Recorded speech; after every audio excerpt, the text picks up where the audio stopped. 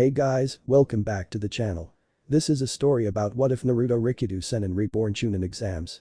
Before I start, please support for more amazing content and do consider subscribing to my channel and share this video with your friends. This is written by Omniczar and link in the description and support writer. Let's start the video. Chapter 1 Sennin's Return, Rasengan, Chidori. Naruto's and Sasuke's attacks hit straight on, creating a large explosion that sent both boys flying in opposite directions. Both Kyuubi's one-tailed form and Sasuke's cursed seal form faded and both of them hit the ground hard. There was silence for a few seconds before Naruto slowly got himself up.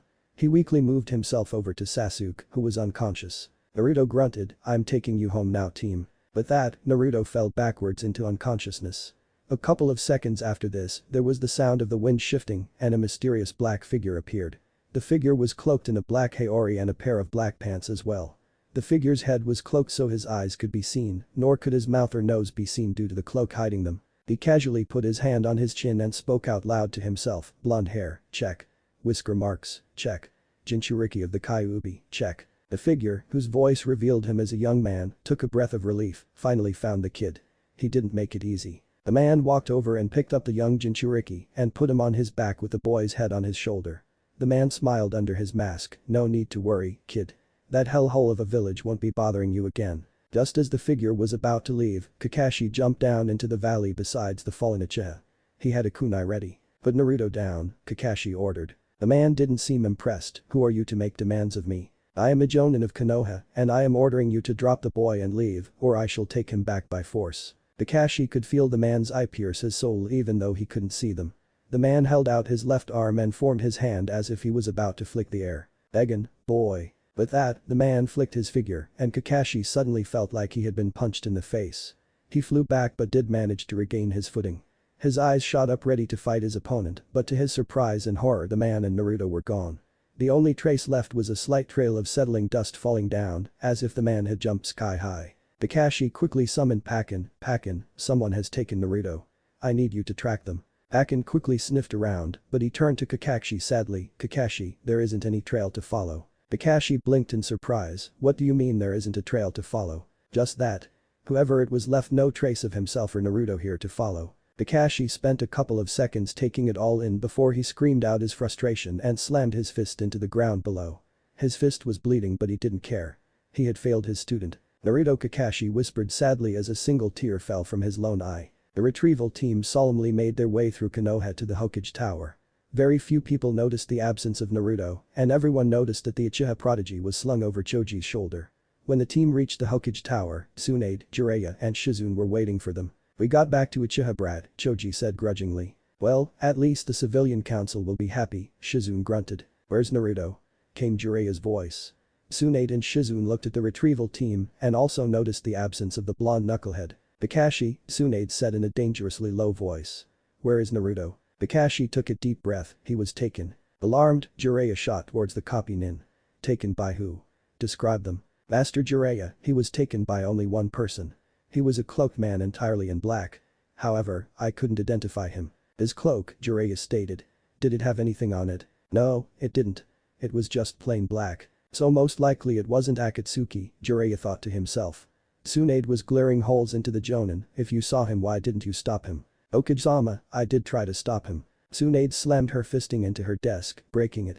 "Then why isn't he here?" "I don't know how he did it, but he finger flicked the air in front of himself and it suddenly felt like Guy had given me a dynamic entry straight to my face. By the time I had regained my bearing he was gone. I summoned Pakin to track him, but he couldn't find any trace of either the man or of Naruto." Tsunade and Jiraiya blinked in surprise. Pakin couldn't find any trace of them. "Nothing." Kakashi shook his head no. There was a moment of silence before a large shout of frustration and the sound of a fist connecting to a wall could be heard across Konoha from the Hokage Tower.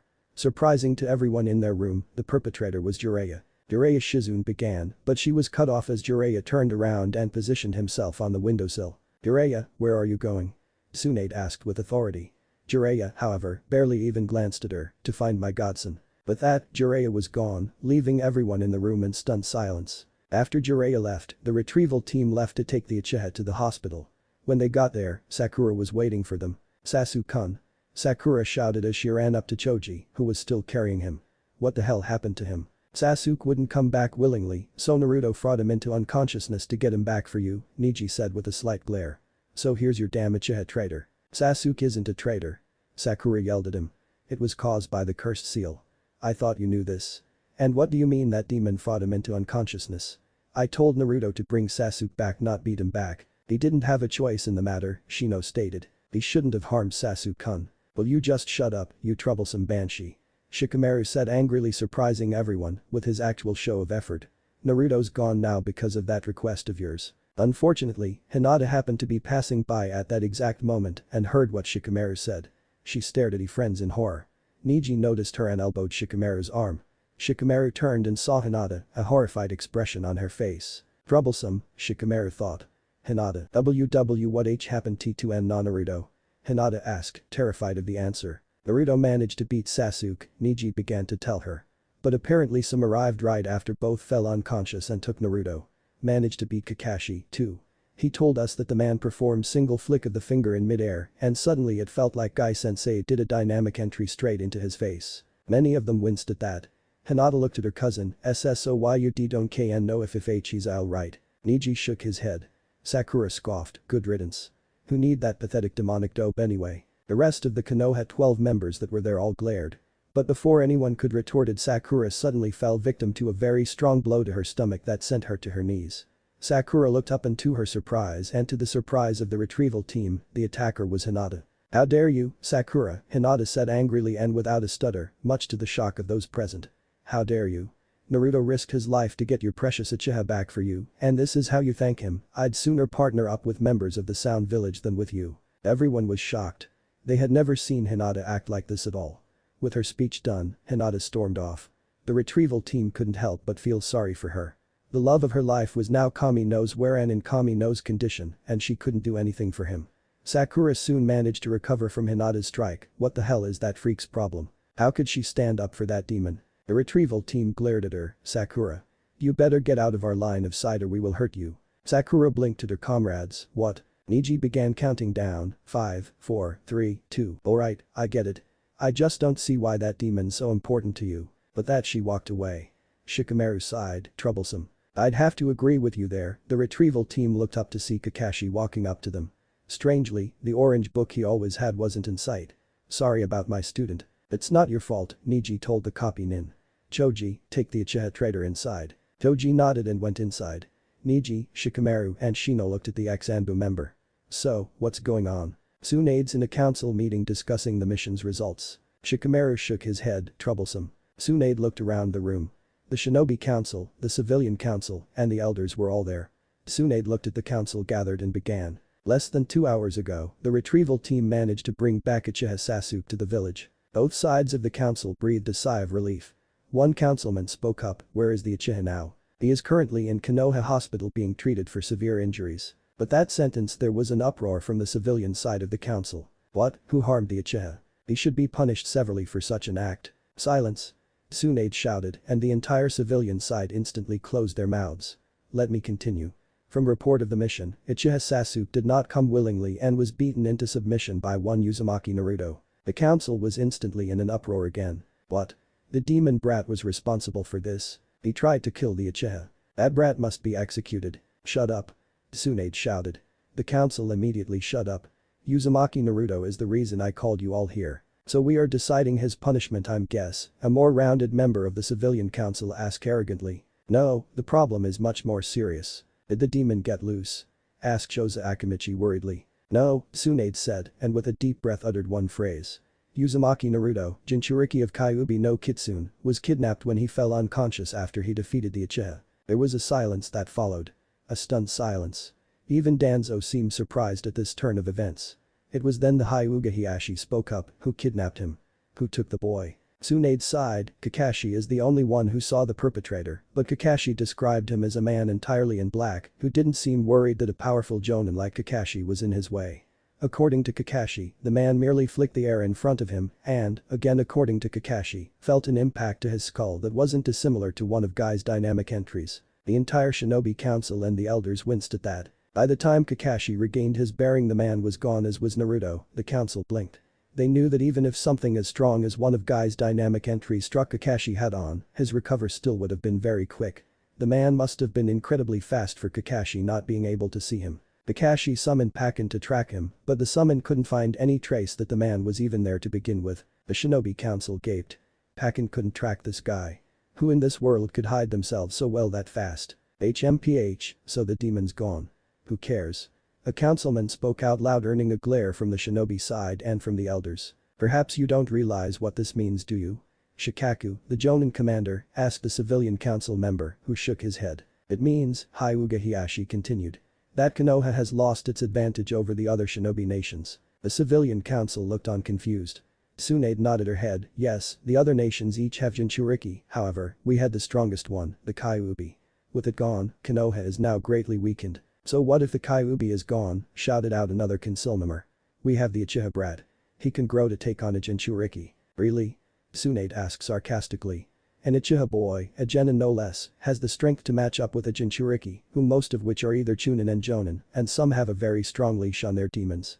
Can that teenager match up against a being that took the Shodai Hokage to match up against? The council is silent. They didn't have a retort for this. Danzo then spoke up, we need to send out search teams for the Jinchuriki at once. Inoichi sighed, really, you think our search teams will have any luck in finding someone that Kakashi was right on top of but still couldn't find any trace of him? And if what he says is true about his skill and speed, he's probably as far as I would by now. Besides, Tsunade spoke up. Jiraiya is out there frantically searching for him. He and his spy network will find him. For all our sake, I hope you are right, Hokage-sama. When Naruto awoke, the first he could see was only blurs and shapes. However, as the images got clearer, he could tell he was neither in his apartment nor in Konoha's hospital. He seemed to be in a stone room. He managed to sit up a bit, enduring some pain along the way, and he took a look at his surroundings. Despite it being made of rock, the room seemed rather homey. He was in a nice comfortable bed, there was a dresser, a desk, and a small bookcase. The room was very nicely lit up, adding to the homey feel of it. Where am I? As if on cue, a door on the other side of the room opened and a man entered. He was cloaked and was wearing entirely black. Naruto blinked before narrowing his eyes. Who are you? Hold that thought, boy, let me get out of this. Naruto's eyes widened in surprise at the man's casual tone. Naruto watched as the man removed his cloak to reveal his face. The man looked around his mid-20s if Naruto had to guess, and had long black hair tied into a long ponytail that reached mid-back. The ponytail, however, looked so smooth and so narrow it would have been more accurate to call it a dragon tail. The man's eyes, however, were the most curious part of him. His eye color was midnight blue, that wasn't strange. It was the fact that the whites of his eyes were pitch black. Yet for some reason it didn't disturb Naruto for whatever reason. The air around him did seem to be an air of power, but it was still gentle. Now, what was your question again, boy? The man asked, raising an eyebrow. Naruto deadpanned. I asked who you were. Ah, right.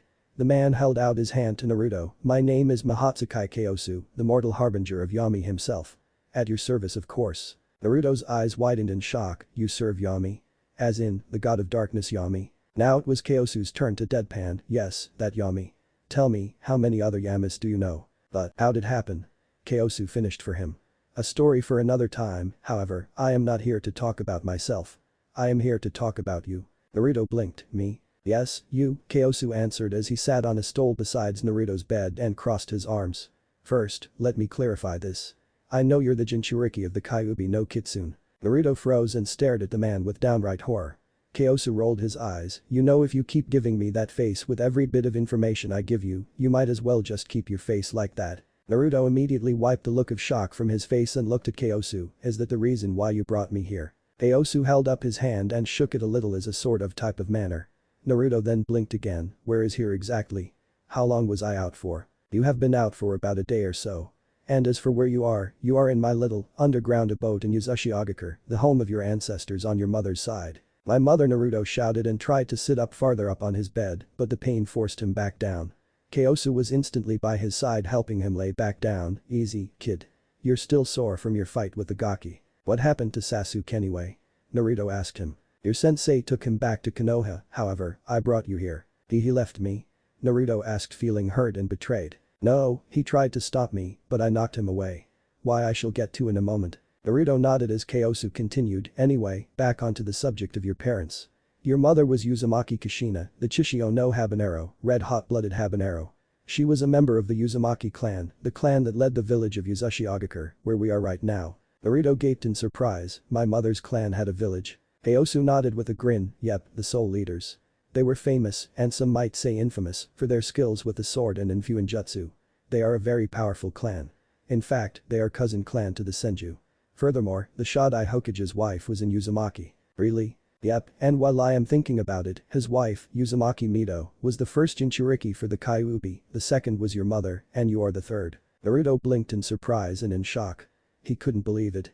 His mother and the Shodai Hokage's wife were not only of the same clan, but they were also the Jinchuriki of the fox before he was. Naruto looked up at him, what happened to my mother? Why is the fox now in me? Ieyasu sighed, I wasn't given the full details, but someone attacked you while you were being born. He used the moment of weakness of your mother to free the Kyuubi and spread havoc across Konoha. To keep Konoha safe, your father sacrificed himself to seal the Kyuubi into you. My father sealed the Kyuubi into me. But I thought it was. Naruto trailed off as his face got pale with shock. The Indame Yondaime is my father. Namek is Minato, the yellow flash, Kyosu confirmed. He couldn't ask another family to sacrifice their child if wasn't willing to do it himself. He also trusted that you'd be able to handle the beast and that you would be taken care of. As you know yourself, however, only the former came to reality. Naruto was in tears by this point and Kyosu put a comforting hand on the boy's head. I know it's a lot to take in, Naruto, Kyosu said in a gentle voice that was very contrast to the essence he gave off, but there's still more. Naruto wiped the tears from his eyes and nodded. Kyosu took a deep breath, I take it you've heard of the rikudou sennin, correct? Naruto blinked, you mean that myth about the founder of ninjutsu? It's no myth, boy, Kyosu said seriously. The rikudou sennin did indeed exist. He fought the being known as the Juubi and became the first Jinchuriki. Towards the end of his life he split the Juubi into 9 parts, whom you know today as the 9 Biju. Naruto gasped slightly. I am not done yet. The rikudou sennin is the ancestor of the Uzumaki clan, as well as the ancestor of the Senju and Uchiha clans. Naruto gaped in utter shock, I'm related to the rikudou sennin. Wait. I am related to Tsunade Bachan and the team. Distantly to the latter, but yes. Naruto didn't know whether or not to be disturbed, excited, or both. Naruto slowly laid back down, I think I need time to process this. Not yet, Naruto. I am not done. Naruto looked at him strangely and then sarcastically asked, what are you going to tell me I'm the direct descendant of the rikudou sennin next? Well, you are, but that wasn't what I was going to say. Naruto looked at him with his mouth dropped.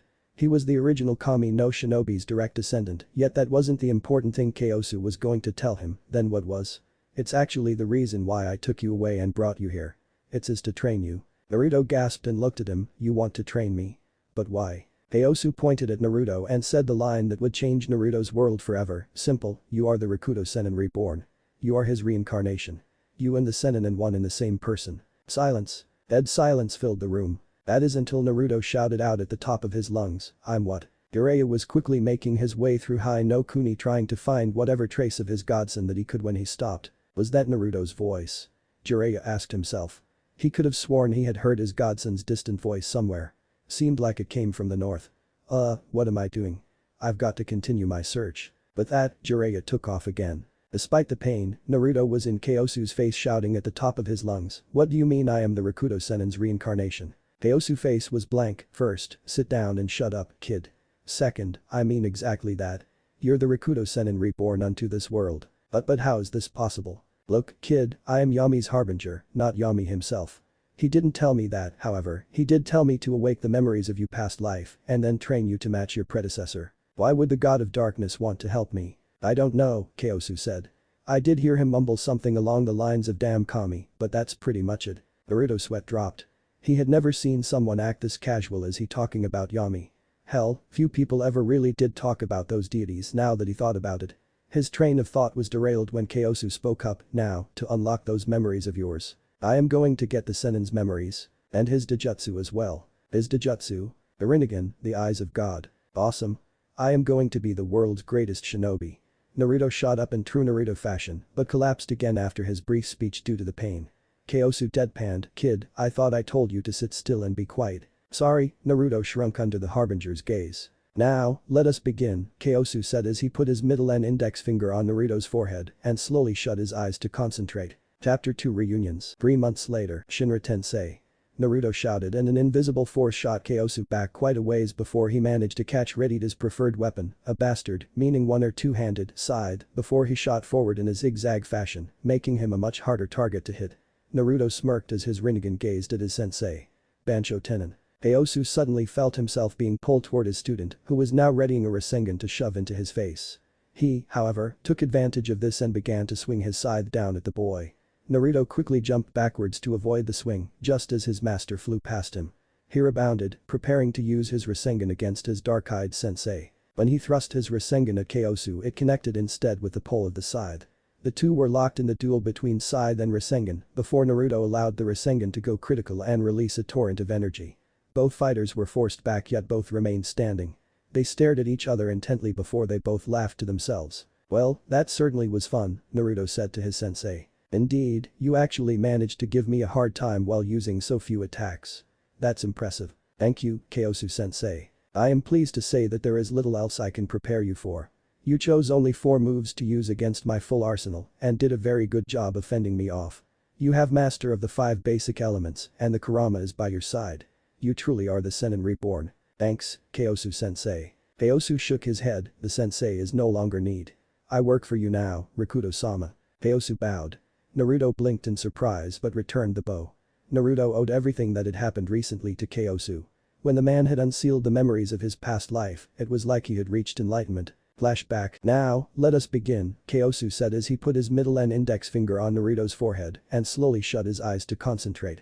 At first nothing happened, but then a shockwave of pain and memories shot through Naruto's skull at what seemed like the speed of life. He saw the sage's childhood. He saw the sage's training. He saw the sage's techniques. He saw the sage's fight with the Juubi. He saw the sage's wedding. He saw the sage's sons. He saw the sage's elderly days. He saw the sage's mourning of the loss of his wife. And he saw the sage's last words to the new 9 Biju before the old man had passed on. All these memories and more flashed through Naruto's mind. It felt like thousands upon thousands of shadow clones exploding at once. It was insane. Suddenly his eyes began to burn, but he couldn't move. He could shout out in pain. He could only sit there staring Yami's harbinger on earth. Despite the intense pain, he also felt bliss. It was as if a piece of his being had been returned to him. As if he was being made whole once again. Kyosu then removed his hand from Naruto's forehead. Naruto's head looked down, and his hand went to his chance as he tried to catch his breath. "You okay, kid?" Kyosu asked. "Yeah, just give me a moment." After a few moments, Naruto took one deep breath. "Okay, I'm fine now." Naruto looked up and opened his eyes, but immediately had to blink a couple of times. What's with this vision? I see things so much clearer than before." "Hey, the faded black stuff around your body, is that your chakra?" Kyosu shrugged, "Probably. Why is it black? Harbinger of Yami, god of darkness, remember?" "Oh, yeah right." There was a silence for a minute before Kyosu spoke. "So, kid." Naruto looked up, "How do you feel?" Naruto thought a minute before he answered, "I don't know. All these memories. It's very overwhelming. There are so many techniques yet I feel like I already can do them." "Well, technically you can but your body isn't prepared for them yet. Your mind is but your body isn't. That's where I come in. I shall train you so that you can use the Rikudou Sennin's techniques without hindering yourself." Naruto fist pumped in the air, "Awesome. By the way, what do my Dijutsu look like?" Kyosu smiled, "See for yourself." Kyosu pulled out a mirror from Kami knows where and showed it to Naruto. Naruto blinked a couple of times before rubbing his eyes. He leaned forward to get a closer look. No longer were his eyes a charming blue. Now they were a purplish hue with 6 rings extending from the pupil of his eye. Naruto gaped, "Wow, it looks awesome. Dadabeo." Kyosu laughed at the boy's antics. Their laugh was interrupted by the sound of Naruto's stomach growling. Naruto looked down at his stomach and Kyosu looked at Naruto. Naruto scratched the back of his head as he grinned sheepishly, Get anything to eat?" "Yes. Got any ramen?" Kyosu shrugged, "I'll see what we have." "So, I think you are ready for some real shinobi training," Kyosu stated. "And unfortunately that's not my forte. So I've gathered the 6 paths you shall use. Each one is an S-class shinobi, so they can help you with your elemental and shinobi training." Naruto was surprised but nodded. He knew very well that Kyosu's training was only to prepare his body for the techniques utilized by the Rikudou Sennin through his memories. In all reality he hadn't received any shinobi training in 3 months, as Kyosu wasn't in fact a shinobi other than he could tree walk and water walk.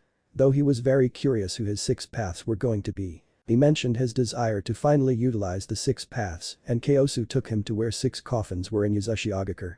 Naruto looked at Kyosu with a raised eyebrow. The older man just shrugged, "It's a surprise." Naruto sighed and sent his chakra into the 6 bodies hidden from him. When the bodies gained life and the coffin doors fell opened, Naruto gasped. Before him were Shodai, Nidame, Sandame, and Yondame Hokages, including 2 red-haired women he didn't immediately recognize. What surprised him even more was how they all collapsed gasping for breath. What the heck just happened? The Shodai Hokage asked. He was the first to stand up. And why do I have 7 fields of vision? I don't know, answered his brother. But perhaps these 2 know. The 6 formerly dead cage-level shinobi blinked as they saw who was in front of him. 2 of them gasped. They walked towards the 2 and bent down to Naruto's level. And Naruto, they struggled to say. Naruto just smiled. Hello Otu-san, Aka-san. Tears built up in the 3 of their eyes. Naruto. Minato and Kushina jolt forward and hugged their son as tight as they could. Naruto did the same to his parents. The other 4 paths were starting to get an idea of what was going on, but were still very lost. Naruto, Minato asked. How are we here? Where are we? And what the hell happened to your eyes? Don't you mean our eyes, Otu-san? Naruto asked smirking. They all blinked and looked at each other. They quickly realized they all had the same eyes as well as metal piercing sticking out of their skin across their bodies. I'm pretty sure I speak for everyone here when I ask what exactly is going on here. Mito spoke and everyone nodded. Naruto pointed at his one-time sensei, asked him. They all looked at the cloak man before he smiled. Allow me to introduce myself. My name is Mahatsukai Kyosu. I am the mortal harbinger of Yami, the god of darkness. All 6 gasped slightly in shock. Hiruzen was the first one to recover and speak. You are the harbinger of Yami. Kyosu nodded. Yes, I am. They all looked at each other. Hashirama decided to speak. So what are we doing here? Well, you see, let me explain. About 1 hour later. Okay, let me see if I've got this, Minato said. All 6 ex-Konoha shinobi were sitting in a semicircle around Kyosu and Naruto. We have been chosen to be the 6 paths for the reincarnation of the rikudou sennin, who is my son, and we are to train him in more advanced shinobi ways and in the elemental arts to help him grow to be as strong as his predecessor. And my son was abused by the village, ignoring my husband's finally request to keep my baby boy safe. Kushina continued glaring at Hiruzen, who was sweating profusely. The old say was indeed true. Hell hath no fury like that of a woman's scorn. It's not the old man's fault, Kushina, Kyosu stated, gaining the attention of the others. I have visited Konoha on many occasions since I picked up Naruto as a student. Ever since the Kyuubi attack, the civilian council has bid for more and more power. To this day they've gained enough to equal the Shinobi Council and the Hokage herself. Most of them just groaned and shook their heads. Hashirama sighed. It appears as if Konoha is slowly losing its will of fire. And hopefully we can stop that and return the will of fire to the village, Naruto said. The others nodded. Now on to other business, Tobirama spoke. You mentioned us each have different abilities due to our separate paths. What are they? Naruto smirked and nodded his head. Well, Otu-san, you are the Diva path. You have control over gravity. Minato nodded. Aka-san, you are the animal path. You have the ability to summon any animal, no contracts required. Sweet, she said smirking. Mito-san, you are the Asura path. You have the ability to summon and use any weapon you can imagine. Mito smirked and nodded. Aburama-san, you are the human path. You have the ability to read people's mind and tear their souls from their bodies. I see, the former Hokage said as he thought this over. Hashirama-san, you are the pre-top path. You have the ability to absorb any and all chakra attacks. So, ninjutsu is useless against me? Hashirama asked amused. Naruto nodded and the Shodai grinned. That's useful. And Jiji-san, you are the Naraka path. You have the ability to summon the King of Hell. Hiruzen cocked his eyebrow. The King of Hell. Yes, with the King of Hell you are allowed to interrogate people. You can telling if they are telling the truth or lying and have their souls devoured by him if they lie. You also have the ability to revive the other paths should they ever be defeated for whatever reason. So the Kami no Shinobi is the path we need to keep alive at all times, huh? Minato asked smirking. That shouldn't be too hard. They all laughed. Naruto turned to his ex-sensei and asked, Hey Kyosu-sensei. Kyosu-san, Naruto, Kyosu sighed. I'm not your sensei anymore. Fine, Kyosu-san, but is it okay if I go to practice my stealth on a bit of a mission before I begin my training? The others look at him strangely. What you have in mind, Rikudou-sama?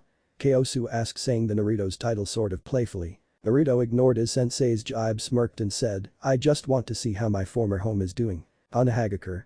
Once the greatest of the 5 great shinobi villages, Konoha had fallen onto incredibly hard times. Since Naruto's kidnapping, things had gone into an economic depression. After the retrieval mission, word had spread quickly of Naruto's disappearance.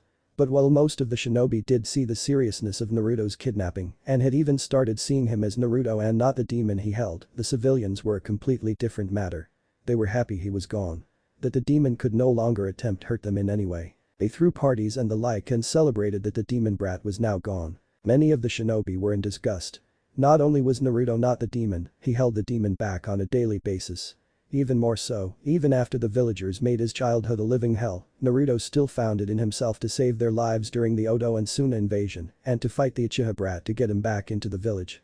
And this was how they repaid him. The Konoha 11, or those who respected Naruto among the Konoha 11, were easily the most brutal against the villagers who celebrated Naruto's disappearance.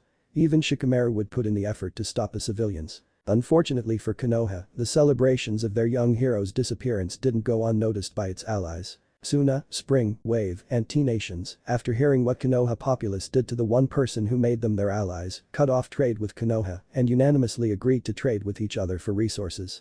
The blow crippled Konoha. The god Hokage, Senjutsunaid, was busy with the Great Cage paperwork curse.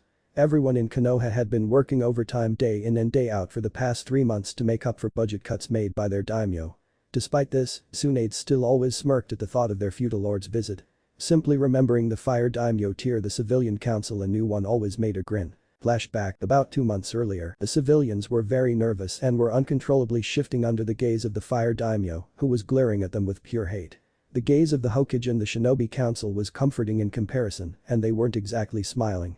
Well, the Hokage was, but it was more like a haha, you are fucked grin. So, let me just tell you what your actions have caused, the daimyo said in a very calm but very unnerving voice. Suna, Spring, Wave, and T have all ended trade with us. The council was in instant uproar. What? Why would they do that? We have treaties. They can't do this. We should show them why we are the greatest shinobi village. Silence. The daimyo shouted out furiously. The entire civilian council shut up instantly. The shinobi council was shaking their heads. Their civilian counterparts were only making things worse. The daimyo pointed at the civilian side and shouted, "This is all your fault." The council shrunk in fear of their lord. One council member managed to squeak out, "Our fault." "Yes. Your damn fault." The daimyo roared. The council seemed like an infant compared to the biju that was their feudal lord.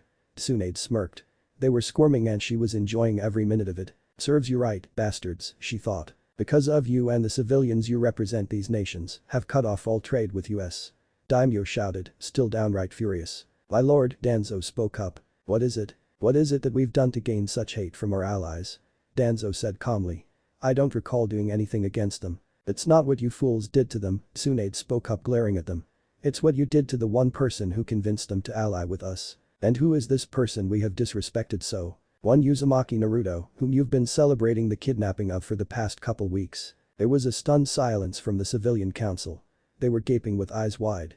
Tsunaid began to count down in her mind, 5 4 3 2 1. "What? They turned us away because we celebrated the removal of the demon. This is outrageous. That demon doesn't deserve anything for what we've suffered." Silence.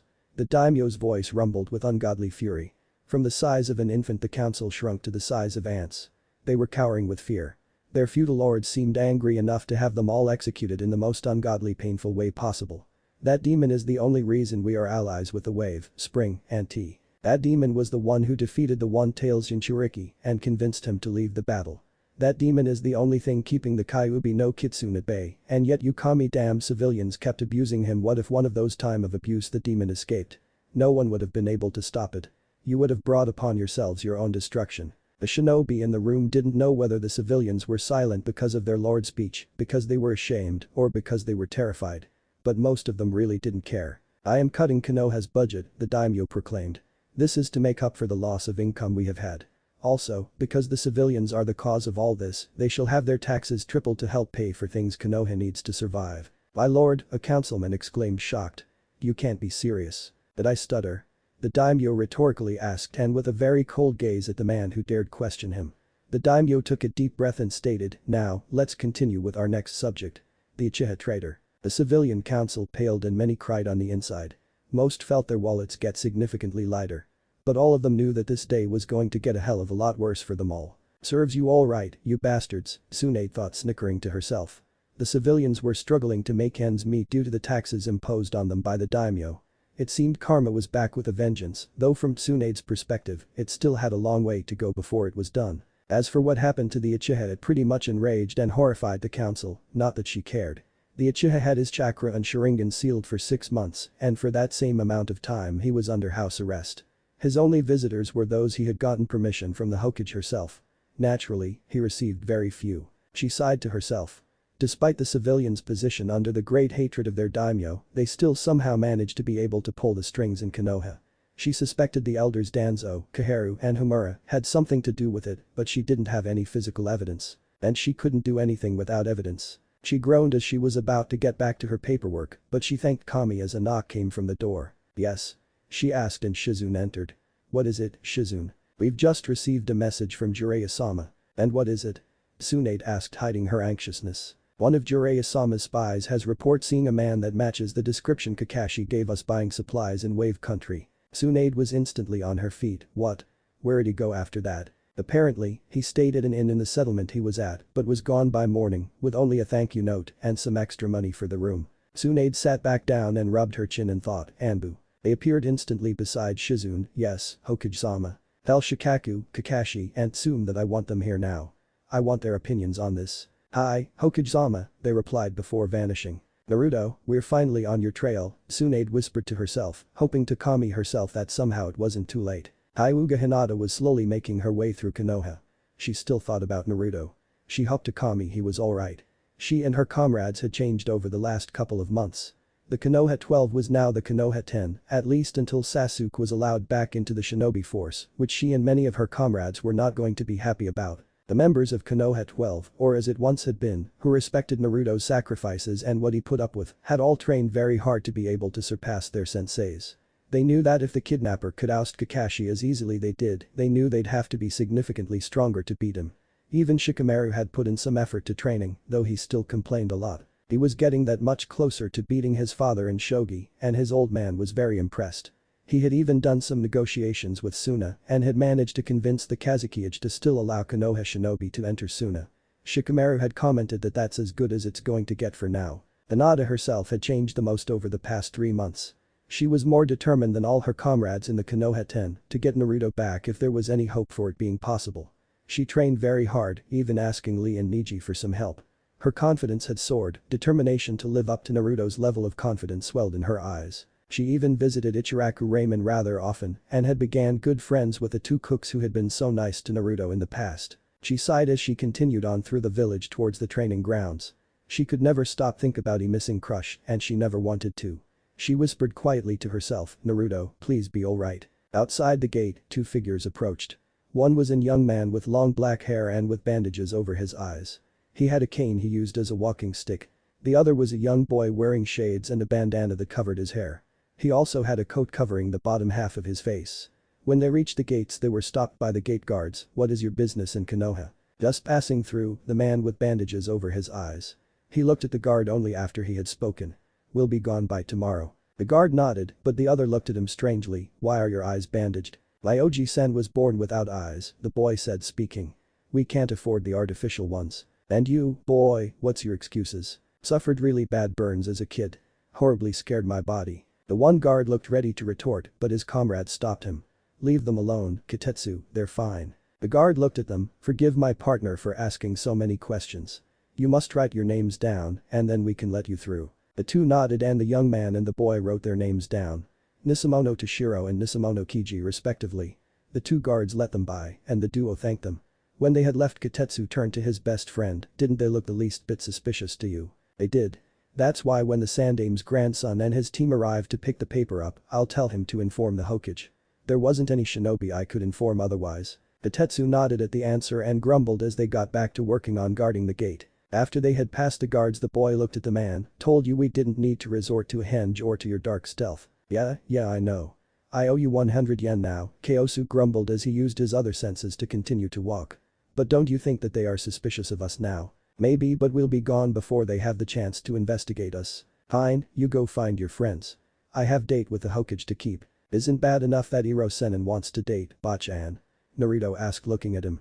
Kyosu deadpanned. "It's an expression, kid." "Yeah, a bad one." But that Naruto walked down a different street. Kyosu sighed and shook his head. "Damn kid." But that, Kyosu continued down the path towards the Hokage Tower. Naruto, still in disguise, walked down the crowded streets of Konoha. He was looking around and so far not much had changed. He thought about going to Ichiraku, but decided that wouldn't be a good idea because that could lead to people discovering who he was and, as much as he wanted to, couldn't do that just yet. He still had a lot of training to do before then. Just as he finished his musings he came upon some of his old friends. Niji, Kiba, Choji, and Shikamaru. They were sitting down at a table outside a small restaurant. Naruto decided to listen in. He got as close as he could as casually as he could and focused his hearing towards the conversation. "So Jiraiya really got a lead on the guy who kidnapped Naruto?" Choji asked. "Yeah," Shikamaru answered. "Kakashi-sensei, my father, and Kiba's mother were all called to the Hokage's office." "Oh, smooth one, Kyosu," Naruto thought, groaning inwardly. "Way to keep a low profile. Have you told Hinata yet?" Niji asked. Shikamaru shook his head, "Haven't seen her today." Naruto's eyes narrowed, why would she care about this kind of information? She was so shy, especially around me. "Where do you think she is anyway?" Choji asked. "Probably training, I would think," Kiba answered. "She wants to be ready when it's time to face the guy who kidnapped Naruto." "Kidnapper, huh?" Naruto smirked to himself. "I'll have to use that as a nickname for Kyosu now. She truly does love him, doesn't she?" Choji asked rhetorically. Naruto's eyes widened at that and he intently listened in for the answer. "Yes, she loves that dobe so much she's willing to train to the extent that guy sensei trains us to get him back," Niji answered. "It's too bad she could never bring herself to confess to that oblivious baka without fainting." "Yeah?" Kiba smiled sadly. Naruto was stunned. "Hinata. She loved me. No, she still loves me. Despite what her family has told her, she still loves me." Naruto walked down an alley and dropped his disguise. He then raced off to find the Hyuga heiress, keeping himself well hidden from all eyes as he did so. "Hinata, I'm so sorry I was such a baka," Naruto thought to himself. "I will make it up now. I promise." Naruto looked ahead as he approached the training grounds and Namikaze Uzumaki. Naruto never breaks a promise. At the training grounds, Hinata was about to begin with stamina training when she heard someone land behind her. She turned around and activated her Byakugan, who's there. She could see the intruder's chakra. It seemed so familiar but was heavily suppressed, which surprised her. When she got no answer she shouted out, "I know you're there, there's no use in hiding." The figure stepped out of the shadows and she gasped. There before her was Naruto. He was no longer in his Kill Me Now jumpsuit but was now in orange and white training gear with a white haori over it. But Naruto's eyes were the biggest different. They were no longer blue but were now violet with 6 rings rippling out of the center. She couldn't move. She was just too surprised by this. However, she did manage to stutter out, "And then Naruto." He smiled warmly at her. "Hello, Hinata-chan." Chapter 3 What really happened last time? "I know you're there, there's no use in hiding." The figure stepped out of the shadows and she gasped. There before her was Naruto. He was no longer in his Kill Me Now jumpsuit but was now in orange and white training gear with a white haori over it. But Naruto's eyes were the biggest different. They were no longer blue but were now violet with 6 rings rippling out of the center. She couldn't move. She was just too surprised by this. However, she did manage to stutter out, "And then Naruto." He smiled warmly at her. "Hello, Hinata-chan." Hinata was in shock. Her longtime crush love was standing right before her. Hinata instantly went back to her stuttering at the sight of him, "And then Naruto. How is it pp possible? K Kakashi sensei, SS said, UW were K kidnapped." Naruto put hand to chin and spoke out loud of his playful musings. "Well, I wouldn't call it kidnapping really. Kyosu-sensei really only took my so that I could live out my true calling." "W what?" Hinata asked confused. "Why you, WW weren't K kidnapped. K Kyosu-sensei. T true CC calling." "And Naruto, W what are YUT talking about?" Naruto grinned. "First Hinata, lose the stutter. You sounded cuter without it." Hinata was cherry red at that statement. "Did he just call me cute?" I will try." "And Naruto. Call me, Naruto-kun, Hinata-chan." "Chan, did he just call me Chan? Wait, did he just ask me to call him kun?" Hinata nodded and took a deep breath and said, "How is the end Naruto-kun?" Naruto shook his head smiling, "It's good enough for now." Naruto smiled at her and sat down on the grass.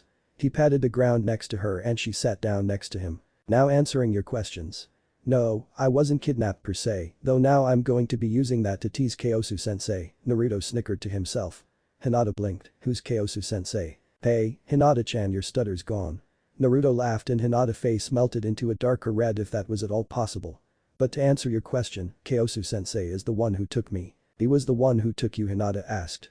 "Why?" "To help me become what I was meant to be." Hinata looked at him both strangely and with a hint of worry. "What do you mean, Naruto-kun?" Naruto took a deep breath. "You know the old story of the rikudou sennin?" Hinata nodded. "You mean the old myth of the founder of ninjutsu?" "It's no myth, Hinata." Hinata's eyes widened in surprise. "What?" There's more Hinata, Naruto said looking at her seriously. You have noticed the change in my eyes. Yes, Hinata nodded. What happened? What are they? These are the Dojutsu used by the rikudou sennin, Naruto explained. The Rinnegan. What? Hinata said surprised. Naruto's hand quickly went over her mouth and he whispered, SHH, Hinata. I don't want anyone to know I'm here. Please quiet down. Hinata nodded but asked, Naruto. How do you have the eyes of the rikudou sennin? Naruto took another deep breath before speaking, because Hinata, I am the rikudou sennin reborn. The rikudou sennin and I are one and the same person. Kyosu had managed to get out of his disguise and was using his shadow stealth technique to glide across the floor of the Hokage Tower as a mere faded shadow. He didn't move rapidly as to not draw attention, but he slowly made it into the Hokage's office. He hid next to the door. He took special note of where everyone in the room was, the Hokage herself, her assistant, the 3 Jonin present, and the Anbu hidden within the office itself. I'm in luck, he thought. They are just starting the meeting. I'm surprised you showed up on time, Haddock-san, Tsunade commented slightly amused. You mentioned it had to do with Naruto so I came as quickly as I could, the copy-nin answered. Kyosu blinked, what? So, what is it you need from us, Hokage-sama? Inuyasukatsu asked. I need your opinions on something, the Godame answered. Something very important. Troublesome, Shikaku grunted earning a glare from the 3 women in the room. Ignoring the comment Kakashi spoke up. And what would that be, Hokage-sama? Recently, one of Jiraiya's spies spotted the man Kakashi saw taking Naruto, the instantly got everyone's attention. It especially got Kyosu's attention who was wide-eyed at the very prospect of being discovered. What? Where is he? Kakashi asked desperately. In his mind, he was overjoyed that he finally had a chance to redeem himself, Naruto. I hope it's not too late. I need to apologize for what I've done. For neglecting you, for not being able to save you, and for not protecting you when your teammates went too far. If no, when you return I will treat you as I should have as a sensei. Not to mention preventing Sasuke and Sakura from attacking you after beating the Uchiha brat down. It was true, neither Sasuke or Sakura had really changed much since Naruto's kidnapping.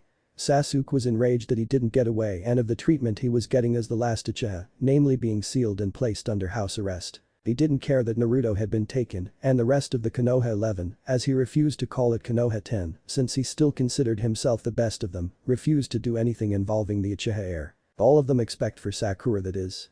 Sakura hadn't changed her view on Naruto. She was willing to let him stay kidnapped and let Kami knows whatever was happening to him continue as long as she had the damn Uchiha brat by her side. Consequently, Kakashi, disgusted by the fact that they had completely let their teammate to rot, refused to train them any longer and, with Tsunade's permission, was allowed to dissolve Team 7. Needless to say, the civilian council, the Harunos and the Uchiha were not very happy. Kakashi didn't care and said that he wasn't going to train them and to find somebody else. They did just that.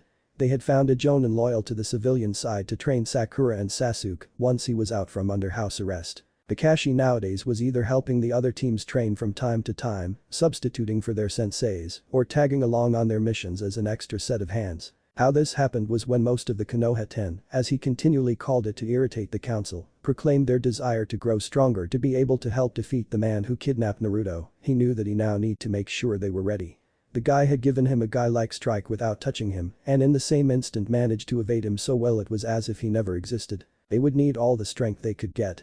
The other senseis and their teams welcomed Kakashi's training with open arms, even though he was still always about an hour or two late. He was seen gathering supplies in a small settlement in the wave. He vanished before day broke however, Tsunade answered, letting the information sink in. Kyosu on the other hand was inwardly groaning, Kami damn it. I hate spies when they're used on me. When Naruto hears this he's never going to let me live it down. Ever. So, Kakashi's face dropped in disappointment. You still don't know where he is. Not exactly, Tsunade confirmed. However, 2 of you are our best trackers and 1 of you is our best strategist. I want you to put your heads together see if you can come up with a general area he could be based on the information we know about him. The 3 Jonin were silent for a minute as they thought. Kakashi was the first person to speak. Well, based on my encounter with him, I have to say he is nigh untraceable if he doesn't want to be found. So us finding him probably means he's leading us somewhere. No, Kyosu mentally cried in I'm tears. I just fucked up. So you're implying he might based in the wave? Shikaku asked. Or it could be a trap he's setting up, Tsun pointed out. Kakashi and Shikaku met at the analysis. That was a legit point. The man had proved to have been a match for Kakashi, or even more than a match for the copy-nin, due to how unimpressed he was when they first met. Shikaku then brought something else up, what exactly did he buy anyway? A lot apparently, Shizune answered. It's a long list. So, he's either been doing a lot of high-ranked missions and bounty for one of the nations, Tsunade deduced. Or he's being funded by someone. Kaosu smiled mentally, Yami pays his harbingers well. Would you mind reading the list? Shikaku asked. The others looked at him curiously, wondering why that would matter, but decided just to go along with it. Shizune pulls out the list and begin reading it. 100 slabs of stone from the local quarry, 100 blocks of iron from the local forge, 50 planks of wood from the local lumber mill. Well paid, indeed, Kaosu inwardly snicked. It's pretty much as the same thing the rest of the way down. It's really just materials for building and crafting until we reach food, which includes but is not limited to chicken, beef, breads, and… Shizune's eyes widened at the last one, which gets Tsunade's and the other Jonin's attention. And what's Shizune-san? Shikaku asked. And ramen. Balsam saw this as a token of interest. Shikaku himself shrugged it off, could be he just likes variety. Shizune deadpanned, yes, Shikaku-san, because we all know that 50 packets of instant ramen goes well with seasoned chicken and rice. The others blinked in surprise at this revelation. Kaosu sighed inwardly, knew that kid's ramen addiction would have consequences, but no, taking away his ramen puts him into a berserk fit of rage. Hopefully his parents can keep him in line now. So either this man has a ramen addiction that can match Naruto. Kakashi began. No way in hell. Kaosu's sweat dropped. Or Naruto is still alive and is being taken care of. And this is my cue, Kaosu thought as the shadow quickly formed himself leaning on the wall next to the door. I can vouch for that. The inhabitants of the room instantly jolted to face him. Kakashi recognized him immediately and got ready to fight. You were the one who kidnapped Naruto. Upon hearing this, the other inhabitants joined Kakashi in a fighting stance. Even the Anbu appeared from their various hiding spots with weapons ready. To their surprise, the man looked up at the ceiling and put his hands behind his head. What surprised them more was the nonchalant musing he spoke to seemingly no one. I wouldn't exactly call it a kidnapping. I like to call it necessary intervention. I don't care what you call it, Tsunade said in a very low and dangerous tone. You took a shinobi of Konoha away. You are going to spend some time in the interrogation and torture department until you tell us where he is. Oh please, Kaosu scoffed. 1. Your interrogation and torture department doesn't scare me. Trust me. My great-grandmother is scarier. Kaosu involuntarily shivered at the last part. 2. I evaded Mr. Cyclops here in a split second. What makes you think the same would happen here? 3. Naruto is fine. In fact, the boy's better than fine. He's improving by leaps and bounds since I picked him up. 4. Why should I bring him back if the village doesn't want him? You lie. Kakashi shouted. The boy is well respected by Konoha. He belongs here. Kaosu's eyes narrowed, yes, because your populace made that so clear after they had learned he was gone. That struck a nerve in all of them. They felt guilty and rightfully so. What he spoke was true. Kaosu wasn't done, however. Don't think Naruto hasn't heard about what they did. All the parties and such. He knows full well what has gone on here. However, he is also aware of how many of the shinobi did stand up for him, and believe me when I say he does appreciate that. The Jonin didn't know whether or not to be ashamed or relieved. Tsunade, Shizune, and Kakashi were fighting back tears at the man's words. Somehow, they knew what he was saying was true. Naruto is doing very well, however, due to recent events he can't reveal himself to you just yet. Believe me, he wants to, but he knows now is not the time. There was a pause before Kakashi asked, when can we see him again? Kaosu thought a moment before he said, for those who wish to see him go to the ruins of Yuzashiogakur exactly 2 years from today. Their eyes widened. They were in Yuzushio this whole time. How did they manage that? The place was crawling with traps and the like. And Tsunade-sama. Tsunade snapped out of her thoughts when she heard her name and looked at the man. Naruto wanted me to pass this message on to you, and I am saying this verbatim. I'm okay, Bachan. Don't worry about me. We'll see each other again soon. And please know that even though I didn't know you long, I sort of saw a mother-like figure in you. Tsunade sat back into her chair. She couldn't fight back the tears any longer. Those words held so much meaning. She knew the man was telling the truth. Thank you, mister. She paused, realizing she had never gotten his name. She looked at him and he smiled. Right. My name is Kaosu. Mahatsukai Kaosu. I am the harbinger of Yami, the god of darkness. But that, Kaosu vanished, leaving the inhabitants of the room stunned one last time before leaving. Tsunade was the first to recover and cleared her throat to get everyone's attention. This is to be an S-class secret that never leaves this room. If Naruto wants to remain hidden for now, so be it. Also, Shizune, I want a message sent out to Jiraiya. Tell him I want him back here now. He's currently in the town Kaosu was last spotted at. The others nodded. Tsunade took a deep breath. Now could you all leave? I need a minute alone. They all complied. After they had all left, Tsunade began to cry. She only thought one thing, Naruto. Hinata was looking at Naruto with complete and utter shock. She had just been told that her long-time love was the rikudou sennin's reincarnation, and then Naruto-kun why you're the rikudou sennin. Stuttering, Hinata-chan, Naruto said, reminding her pleasantly. But yes, I am the rikudou sennin. Or his reincarnation at least. I have recently received all the memories of my past life and know all his techniques. I have spent the last 3 months getting my body prepared to be able to handle his or my techniques. Man, this whole reincarnation thing is confusing. Hinata was gaping. She couldn't believe it, yet the proof was right there in front of her. She finally managed to find her voice after a minute or two. Have you told the others yet? Naruto smiled sadly at her, no. In fact, I wasn't even supposed to reveal myself as of yet. Hinata's eyes widened again, what? Why? Because I need to stay hidden to train. I have to be ready to fully take up the mantle of the rikudou sennin before I reveal myself as his reincarnation to the world. Don't get me wrong, the last 3 months have made me a lot stronger with the sennin's memories and techniques and all, but I haven't had any real shinobi training in 3 months and I need to train in that area for a long time before I'm at the level worthy of the sennin. I understand, Naruto-kun, Hinata said. She then did probably the boldest move of her life. She leaned up against him and held his arm close to her body. Naruto blinked in surprise, but he relaxed a few short seconds afterward. They sat there a while before Hinata decided to speak. Naruto-kun, Hinata whispered. I know what's sealed inside you. Hinata felt Naruto's body tense at this information, but before he could say anything she got up and stared right at his eyes. Her face was but inches from his. The entire Konoha 12 knows, or what's left of it. And we don't care, Naruto. In fact, we respect you so much more for what you've been through. You protected us every single day and had the perseverance to stick it through, despite what those ungrateful villagers had done. I admire you, Naruto-kun. More than you will ever know. Naruto was silent for a while. He was stunned, they know about the fox and they don't hate me. I can't believe I doubted them. Then Naruto remembered exactly why he came to find her in the first place. You admire me, Hinata-chan. Don't you mean you love me? Hinata froze. Naruto noted that her face went a darker shade of red to his Akasen's hair. Hinata put her 2 index fingers together and managed to squeak out, how did why you find out. Naruto smiled, I overheard Neji, Shikamaru, Kiba and Choji talking about it when I was in disguise earlier and I listened in on their conversation. It's the only reason I'm talking with you right now. Hinata and Naruto were silent for a moment before Naruto looked at Hinata apologetically, I'm sorry for being so dense and not noticing it. I hope you can forgive me and that somehow I can make it up to you. Hinata managed to muster her courage up for a reply, oh of course I forgive you, and Naruto-kun. I could and never hate you. And you don't have to make it you up to me. Naruto thought a moment then smirked, I want to though, and I think I know how to start making it up to you, Hinata-chan. With that, Naruto quickly leaned forward and planted a long, loving kiss on Hinata's lips. If her face could have gone a darker shade of red, it probably would have. Hinata was screaming in her mind even as it melted away from the bliss of finally kissing Naruto, oh Kami, he's kissing me. Naruto-kun is kissing me. Naruto shortly broke the kiss and smiled at her. He then laughed a bit at her expression before he actually started getting worried her face was frozen like that, Hinata-chan. Hello. Naruto snapped his fingers in front of her face a couple of times before she finally snapped out of her blank stare.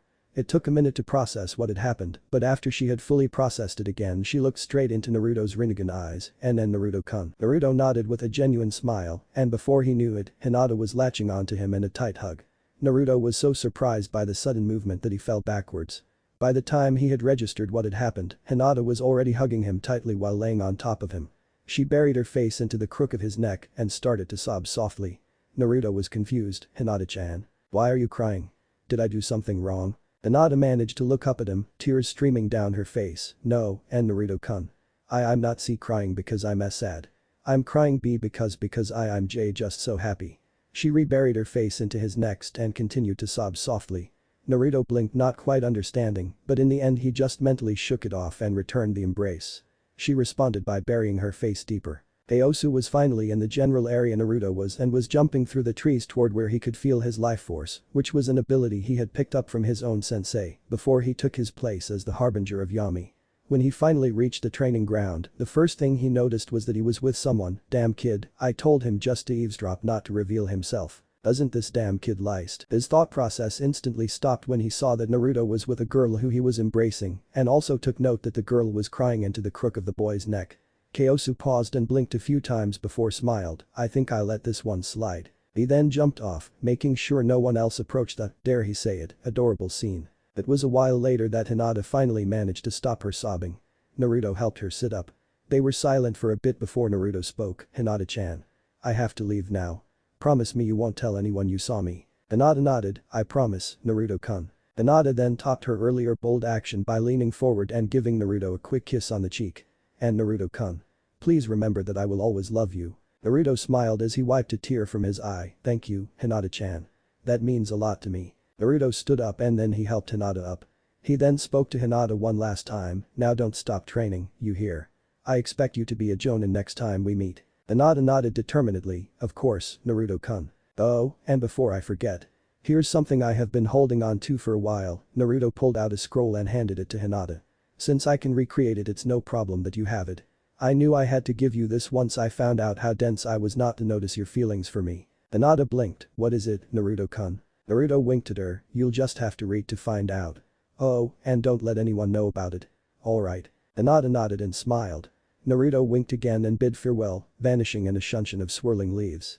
After Naruto had left, Hinata took the scroll and opened it. Her eyes widened in shock at what she saw. It wasn't long that Naruto was joined by his ex-sensei. Naruto grinned, there you are, Yukai Han-sensei. Heard you got noticed in the wave during your last supply run. Kyosu deadpanned, shut it, lover boy. I have no need for your complaints. Though I do say you picked a nice first girlfriend, kid. Naruto blushed red with embarrassment, you saw that. Kyosu snickered, oh yes, definitely. And let's not forget you share your eyesight with you pass as well. Just wait until we get home. Naruto's face paled and his eyes widened with horror, oh man, I should have blocked off my vision to them before all that. Crap. Now they're never going to stop teasing me. Did you forget about me, kid? A voice grumbled from inside Naruto's mindscape. Oh great, not you too, furball. Oh yes, me too, Rikudou-sama, the Kyuubi snickered. Naruto groaned. Sometimes he wished he hadn't opened up his connect to Kyuubi further, though he had to admit the fox's face during that meeting was priceless. Flashback about 2.5 months ago. Now, Naruto, we must deal with the fox in your gut, Kyosu told his temporary student. Naruto listened on intently. The rikudou sennin was technically Kyuubi's and the other Biju's father. So this revelation shall be very interesting. Unfortunately, you must go in alone. Naruto nodded and with a quick good luck from his sensei Naruto found himself in the dank place that was his mindscape. He walked up to the cage that held the fearsome force of nature and spoke, hey Kurama. Wake up. Aki. You have some nerve trying to. The menacing fox paused as he fully registered what his jailer had just said. What did you just call me? Kurama. It's the name I gave you, isn't it? Naruto spoke in a matter-of-fact manner. His eyes were closed as he smirked. The name you gave me, Kurama shouted. My name was given to me by the rikudou sennin. The founder of ninjutsu. I know. I'm the sennin's reincarnation. Of course he existed. Kurama froze yet again and looked at the boy in disbelief as he processed what he just. What did you just say? You heard me, Kurama, Naruto said as he opened his eyes, revealing the Rinnegan. I am the reincarnation of your creator. Your father. The rikudou sennin. For the first time in his existence, Kurama, the Kyuubi no Kitsune, greatest of all the Biju, fainted in shock. The only sound heard after that was the young sennin breaking down laughing. Kurama's groan echoed from inside Naruto's mindscape, you're never going to let me live that down, are you? Never. Damn you, Gaki. Now, lover boy, Kyosu said turning to leave. Let's get home to begin your training. Naruto inwardly groaned. They were never going to leave him alone about his and Hinata's relationship ever again. I guess we both have something to tease the other about, Naruto thought before both he and Kyosu took off back to Uzashigakure. Chapter 4 Revelations and Plots. Jiraiya had returned the night before. It had been about a week since Kyosu's appearance in the Hokage office and Tsunade was anxious to talk to Jiraiya about recent events. Finally, the self-proclaimed super pervert entered the Hokage's office. Both Tsunade and Shizune were waiting for him. Hello, Tsunade-chan, Shizune-chan, Jiraiya said cheerfully. How are you two lovely ladies doing today? You seem awfully cheerful after you left Konoha 3 months ago, Jiraiya, Tsunade pointed out. Jiraiya sighed, I'm trying to forget about the fact of how far I'm from locating Naruto. It's probably already too late. It's not. Naruto is alive and well. Jiraiya's head shot up in surprise, wait, you mean you know where the Gaki is? Where is he? Let me at that damn fool of a kidnapper. Jiraiya, Tsunade said with the slightest bit of steel in her voice. Quiet and I will explain. Jiraiya shut his trap and nodded. Tsunade sighed, now I want to inform you that the supposed kidnapper visited me and a few jonin last week, while in this very office. What? Jiraiya shouted only to be replied by a bash on the head from the female Hokage. Quiet, pervert. Jiraiya quickly managed to recover, but if that's true, why didn't you stop him? Interrogate him. Because 1. Naruto is unharmed and 2. The man revealed his name was Mahatsukai Kyosu, the harbinger of Yami himself. Jiraiya was quiet for a moment. Tsunade counted down in her mind, 5 4 3 2 1. What? Jiraiya's shout echoed throughout Konoha. Naruto was busy training with his own father, Namikaze Minato, the Diva Path, when they heard a faint what? Off in the distance. They looked at each other. Sounds like Iro Sennin, Naruto shrugged. Must be the wind. Iro Sennin? Minato asked raising an eyebrow. Oh, yeah.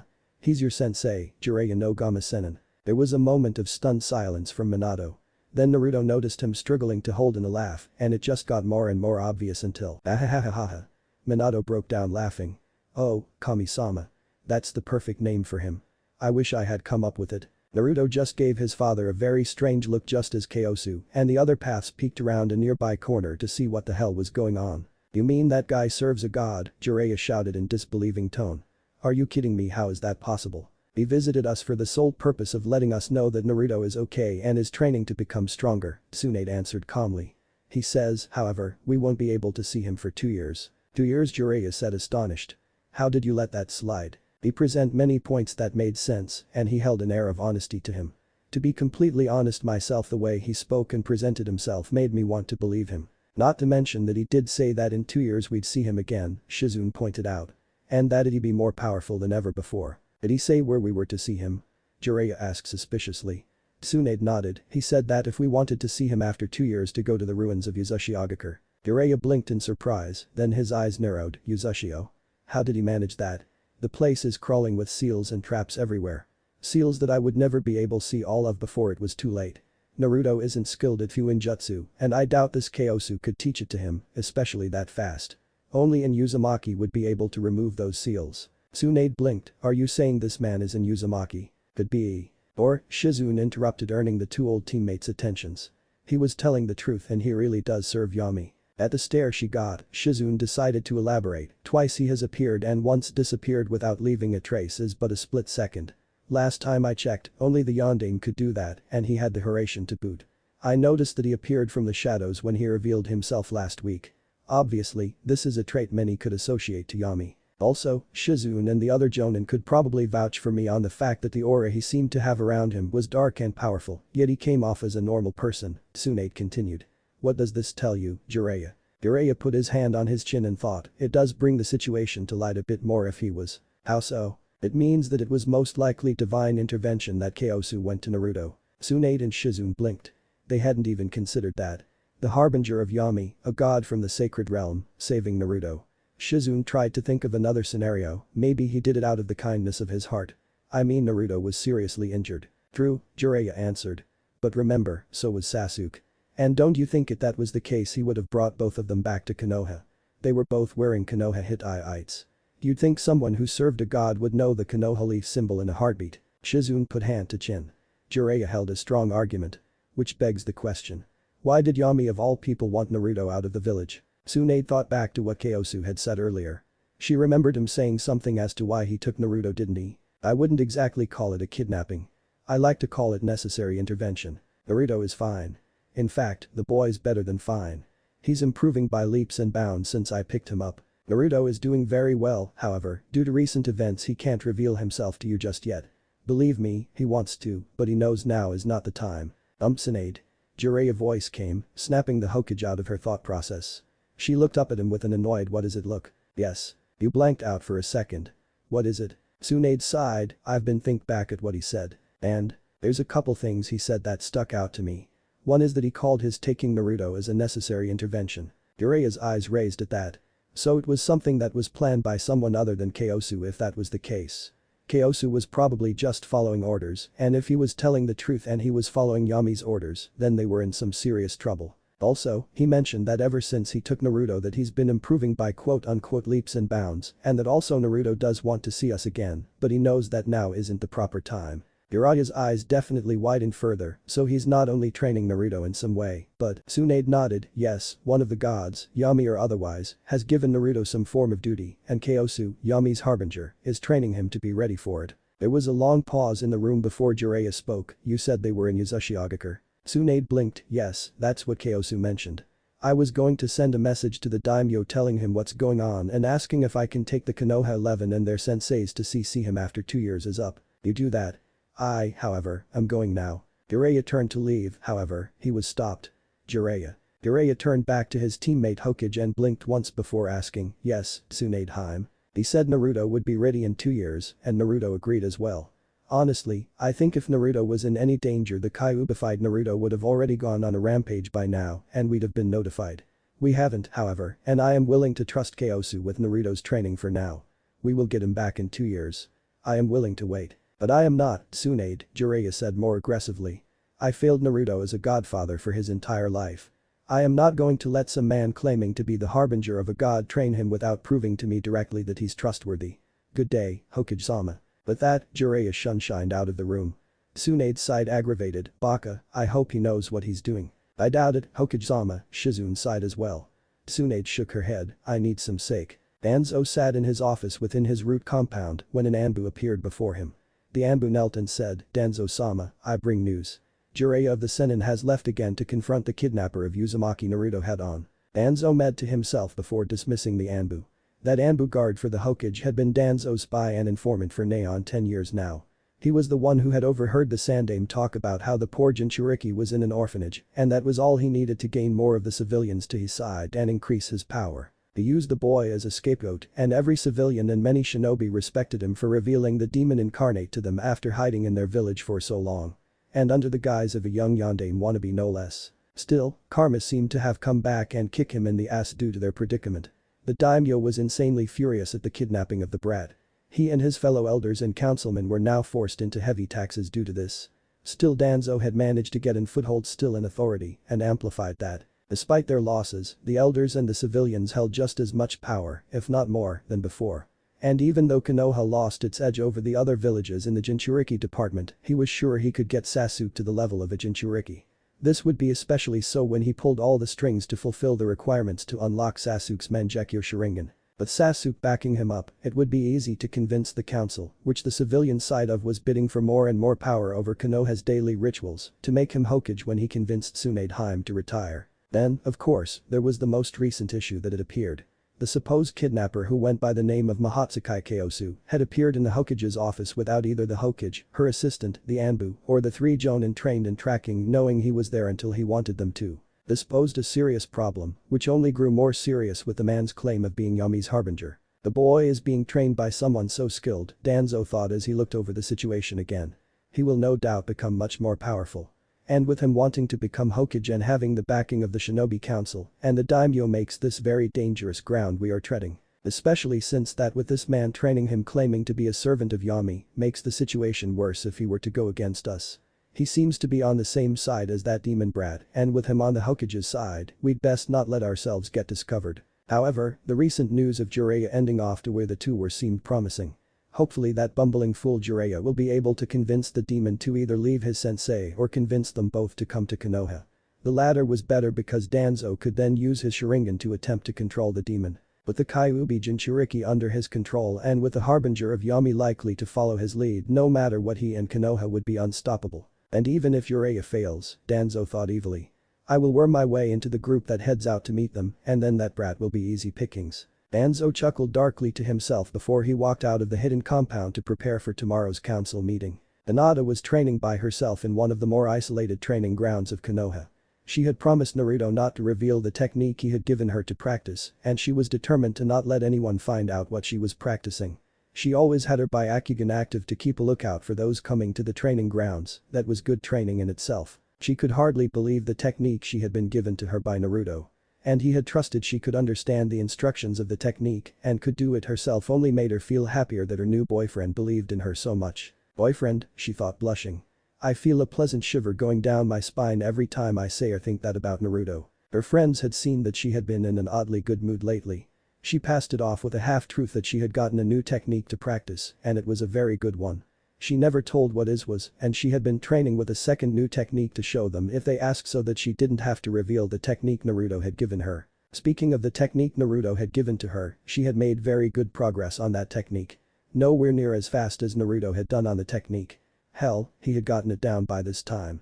However, she reminded herself she wasn't practicing it as often as he did, nor was she the great achiever of all things impossible that he always seemed to be either. Despite it being slow, she was excited to learn this technique. Only a few people had learned it up to this point, and she was going to be one of the maybe 6 people who had this technique in their inventory of techniques. And since Naruto loved using this technique, she was excited to get to know it as well. She sighed as she kept trying to complete her task. It was proving more difficult than it seemed. How can something so simple on paper be so difficult in real life? Come on, pop. As if on cue, the object in her hand popped, spraying water all round. She gasped and then, after a pause, jumped for joy. She was now reassured that Naruto's belief in her was not in vain. In that one instant, whatever lack of confidence she had all but vanished, all thanks to Naruto and the technique she'd been given. Yes. That water balloon finally popped. Finally. Hinata took a deep breath of relief before she commented to herself, I think that's enough for today. Tomorrow I'll get the rubber ball. Hinata calmed down slowly and thought, Naruto, I'm getting ever closer to mastering the technique you entrusted to me. I swear on my clan's honor that I will not let that trust be for nothing. Kakashi-san. Kakashi had been walking down the streets of Konoha with his normal orange book in his hands when had heard his name being called. When he had turned to whomever had called his name, he saw Kurenai walking up to him. Oh, hello, Kurenai-san, he greeted casually. What do you need? Kurenai looked at him for a moment before saying, mind walking with me? I need to ask you something. Kakashi raised his eyebrow before nodding his head and putting his book away. As they began walking, Kakashi asked, so, what is it you need? It's about Hinata. Kakashi raised an eyebrow again. He knew Hinata had begun to train the hardest of the Konoha 10 or 11, as it would be in a couple months, due to her crush on his old student. He had grown to respect the no longer so shy Kunoichi for her ignoring the demon inside of him and just seeing the boy who kept the Biju at bay. Curious, he asked, what about Hinata? You know she has been practicing a lot, mainly by herself, after team practice is over, right? Kakashi nodded. Well, ever since last week, she's been very happy for someone so determined to get Naruto back after his kidnapping. Kakashi almost flinched at the word kidnapping, since he was now convinced by the man that this wasn't true.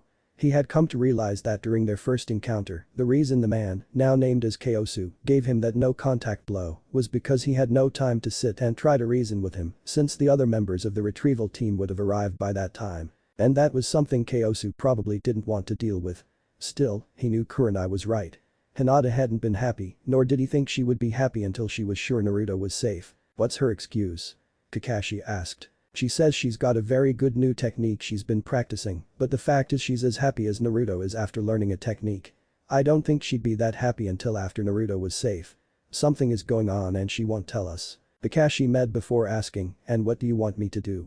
In your years as a shinobi you've been on many missions, I'd imagine, with Hyuga clan members, Kurenai began. Much more experienced than I was hoping you could try to see what technique she's practicing. Kakashi thought about it for a moment, I don't know. If she's that intent on making sure the technique stays a secret, I don't think there's much I can do. Besides, who's to say she won't tell us eventually? Maybe this technique she got from someone could really help us and she wants it to be a surprise. Trying to worry less Kurenai.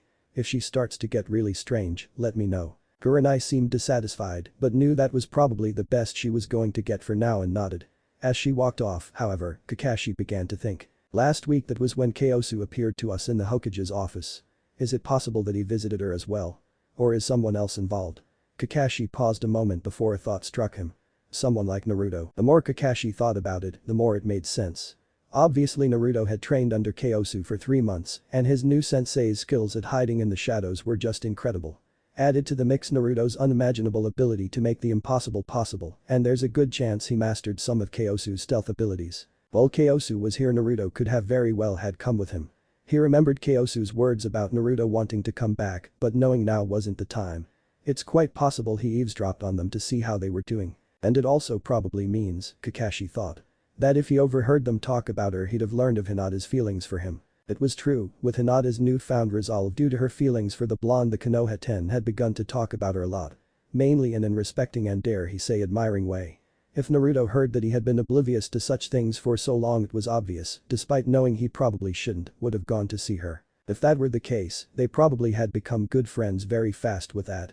It would easily explain Hinata's sudden change in character. But that still leaves the issue of the technique she was given, Kakashi thought. If my theory is correct, it probably means the technique was given to her by Naruto. But what technique could it be? Kakashi, still in deep thought, decided, I need to discuss this with the Hokage. she'll want to know about this. With that, the copy nin shunshined away. Tsunade sat in her office dealing with what she called the Hokage Infinity paperwork curse. It never seemed to freaking end. She took another swig of her sake before she heard a knock at the door. Eager for a break from her paperwork, she called out, "Enter." With that, the door opened as Shizune let Kakashi into the office. Tsunade raised an eyebrow. "What do you need, Haddock?" "Earlier, Kurenai came up to me and asked me to watch one of her teammates due to a major change of character. I told her if it worsened I'd investigate, but it was something she mentioned during the conversation that brought my attention. I thought it necessary to come talk to you." "Oh?" Tsunade asked curiously. "And who is this student of hers?" "One Hyuga Hinata, Hokage-sama." Tsunade's eyes widened in surprise. She knew Hinata had been in love with Naruto and had been the most determined out of all the Konoha 10 to train to fight Naruto's kidnapper, and what is wrong with her? Kurenai-san mentioned that she had been unusually happy. As happy as Naruto would have been after mastering a new technique or getting a free stash of ramen. A happiness she thought she'd never see from Hinata unless Naruto had been brought back safely. And what did Hinata tell her? That she had a new technique that she was excited to learn. Tsunade cocked an eyebrow. "Hinata isn't a person I'd consider getting that excited over a technique." "Me neither. So what got your interest in this whole thing?" "The fact that apparently this all started last week. At first it didn't register in the Hokage's mind. Then she thought about it. Last week they had received a visit from the man who was Yomi's harbinger. The same man who took Naruto. They're suggesting Kyosu visited her as well." Tsunade asked curiously. "I thought that at first. Until I thought this up.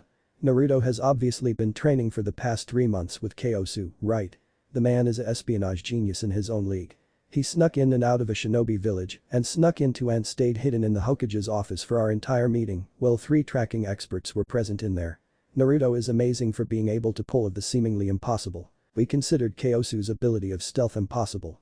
Do you not think Naruto would learn some of this stealth as well?" Tsunade stared at Kakashi in disbelief. "Are you trying to say that Naruto was here?" Kyosu said that Naruto wanted to visit but knew now was not the time. However, that does not mean he didn't drop by to hear how we were doing. With how much the Konoha 10 has been talking about Hinata's feelings for him, I have no doubt he would have heard about this and sought to fix the mistakes he had made. Tsunade leaned back. He's making some very good arguments here. Was Naruto here as the village when Kyosu was present? I do recall Konohamaru and his team mentioning that the gate guards has seen a suspicious young man with long black hair and a younger boy with a bandana and shades. Could that have been them? There's more, Kakashi continued, getting Tsunade's attention. I believe the technique she is learning might have been from Naruto if my theory is correct. It's probably why she hasn't revealed what it is yet. Tsunade nodded understanding, because Naruto asked her not to. There was a silence before Tsunade spoke. "Well, whatever it is, we won't need to worry about it." Kakashi's eyes widened and Tsunade laughed. "What? Did you expect me to order you to spy on her to figure out what the technique was or if it really was Naruto who visited her? If it is true and it was Naruto, I see no reason having to worry about it. She'll reveal when she's able to. 2 years from now all will be revealed," had Kakashi. "I trust you can wait if I can." Kakashi hesitated for a brief moment before nodding. "Hi, Hokage-sama." Tsunade returned the nod. "If that is all, you may leave." "Hey, Otu-san." "Yes, Naruto?" Minato asked, looking at his son. "How did you and Aka-san meet?" Minato and Kushina looked at each other. The recently reunited family were sitting in a small living room in the recently rebuilt Yuzukage Tower with Kyosu and the other paths. The group had decided to bring Yuzushi Agakure back to its former glory, and though they were prepared to start building the old-fashioned way, Hashirama provided the solution with his wood release and, with his wife's and Kushina's guidance, were able to resurrect Yuzushi Agakure back to the way it was before it was attacked. It was truly a stunning sight to behold. The city was very beautiful now that it had been raised from its ruined ashes like a phoenix. "Well," Minato said, thinking back at old memories. "We met at the Konoha Shinobi Academy. She disliked me at first, but after I saved her after she was kidnapped by Kumo Shinobi she fell for me. I eventually returned her feelings and we were married. It was mainly due to him proving to me he wasn't a wimp and him liking the one thing I hated about myself," Kushina said, adding her own 2 cents. "And what was that, Aka-san?" "My red hair. Why did you hate your hair?" "I think it looks pretty cool." "Thank you, you're the second person to compliment it. The first was your father. Everyone else made fun of me for it. Isn't love grand?"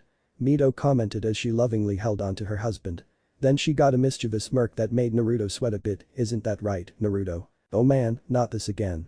Naruto yelled, his face turning red with embarrassment. "It's not fair. It's 7 against 1 here." "Don't you mean 8 against 1, kid?" Came Kurama's snickering voice from Naruto's mindscape. "Shut it, furball." Naruto screamed mentally. Naruto then heard snickering and turned to see Kyosu holding back his laughing. "What's so funny, Uchihan-sensei?" "Nothing, lover boy," Kyosu grinned. "It's just that I think Saveno 8-on-1 is completely fair. So you think you can stand against myself, Kurama, and my paths?" Naruto grinned. Kyosu shrugged, "Maybe. Maybe not. All I know is that all is fair in love and war. Ain't that the truth?" Kushina giggled and passed a mischievous glance at Minato, who sweated a bit. "Why are you all teasing me about this?" Naruto asked, frantically waving his arms. "Because you make it so easy, lover boy," Kyosu smirked. "Yeah, I don't know how it's easy for, Uchihan-sensei. You've obviously never loved someone." Silence flooded the room as Kyosu's smirk almost instantly vanished to a frown. He tilted his head down so that strands of his hair covered his eyes. "What did you just say?" Kyosu asked in a forced whisper. The paths instantly saw the area around him slowly grow darker, but Naruto took no heed of these warning signs. "I said you obvious have never loved Somi and Crunch." Naruto flew back into a wall at lightning speed after a massive blow practically shattered his skull. Naruto held his face in pain. He looked up enraged. "What the hell was that for you, boss?" Naruto stopped dead. In front of him was Kyosu, however, the background behind him was obviously much darker than before. A black fiendish aura danced around his body and his midnight blue eyes were slowly turning crimson with rage. Even the 6 paths in the room couldn't help but be a little afraid of the aura coming off of him. He certainly lives up to his title. The sheer power and intimidation radiating off of him is insane, Hiruzen thought.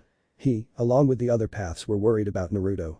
While they knew Naruto had gone too far, they weren't expecting this reaction from the usually calm, happy-go-lucky guy he usually was. They prepared themselves to step in if necessary. He bent down to Naruto's level and used his hand to force Naruto against the dent in the wall. "Listen here, kid, and listen well," Kyosu said in a dark voice that threatened Naruto with extreme pain if he dared to speak.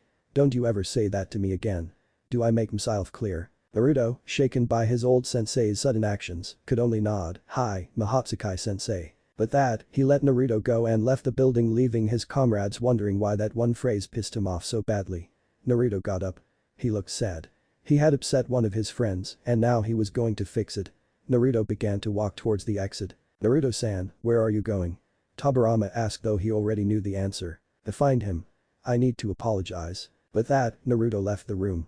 His paths followed. Naruto and his paths found Kyosu on the roof of one of the westernmost buildings in the village. He was holding a picture in his hand. Upon closer inspection, Naruto noticed that there were 2 people in it. One was Kyosu himself, though not dressed in his normal black garbs, but in the more regal black and gold Heiorian armor. The woman seemed a little younger than he was. She had bright blue eyes which also seemed to have a touch of gray in them. Her hair was also an odd color. It was snow white. Her hair was shorter, only about shoulder length, and she wore a nice gray and blue kimono. They were both smiling in this picture. Naruto also noticed that Kyosu's hand was on her far shoulder and they were very close together. Naruto sadly looked at his sensei's state. It was easy to tell the young man was trying to hold back his tears but was only moments away from breaking. Naruto paused a moment before speaking. "Who was she?" There was a very long pause before Kyosu sighed. "Her name was Mahotsukai Shinko Yasana. She was my wife." Naruto and his paths tensed. Naruto felt really bad now for what he said. But he also heard him say was as well. Naruto swallowed. "What happened to her?" There was another long pause before Kyosu answered through sniffs. The phrase he spoke hit a chord in all of them. "I failed." But that, Kyosu broke in sobs. Naruto had never seen him like this. Minato and Kushina looked at each other. Having lost the other before because of the Kyuubi attack, they knew what it was like to lose their spouse, as did Mito when Hashirama died. They knew that that experience was outright spirit-breaking and filled with sorrow. They wouldn't wish such sorrow upon even their worst enemy. Slowly, Naruto walked over to him and put a hand on his ex-sensei's shoulder in a comforting manner. The path soon joined in. Chapter 5 Confrontation. Kyosu vs Jiraiya. A few days later. "Finally, I made it," Jiraiya said as he approached Uzashigakure. It was still hidden through some fog that covered the area and he was still on alert for any of the seals and traps in the area. "Don't worry, Naruto. When I get there, this so-called harbinger of Yami is going to get a Rasengan straight through the skull." I don't believe this man's words. Not even for a second. Finally, Uzashigakure came into view and Jiraiya stifled a gasp. Before him was the ruins of Uzashigakure minus the ruins part, however. It was fully restored. It was as if the city had never fallen in the first place. Jiraiya couldn't help but stare wide-eyed. "This is impossible." "Not at all, Sennin." Jiraiya spun around to see a man cloaked and standing there behind him. Jiraiya's eyes narrowed. "So you're the one who kidnapped Naruto?" The man shook his head and groaned. "Really? Didn't I just call it necessary intervention?" If Jiraiya could have sworn he saw the man blink under his hood. Wait, aren't you? Oh, I don't know, 2 years early. Jiraiya growled, you'd think I'd take your word for it. That I'd just go along with you schemes because you made yourself seem honest. No, I don't think so. Jiraiya readied a kunai that caused Kyosu to smirk under his cloak. You want to fight me, Hero Sennin? Jiraiya eyes widened at that. How do you know that name? I trained Mr. Loverboy, Kyosu said matter-of-factually. He told me his little nickname for you. I works very well. Loverboy. Jiraiya thought, but it was broken when the man continued, well, if you want to fight I won't stop you. Just then, Kyosu held out his hand and a trail of shadowy air slowly formed on his hand. It streamed out to form a scythe-like shape.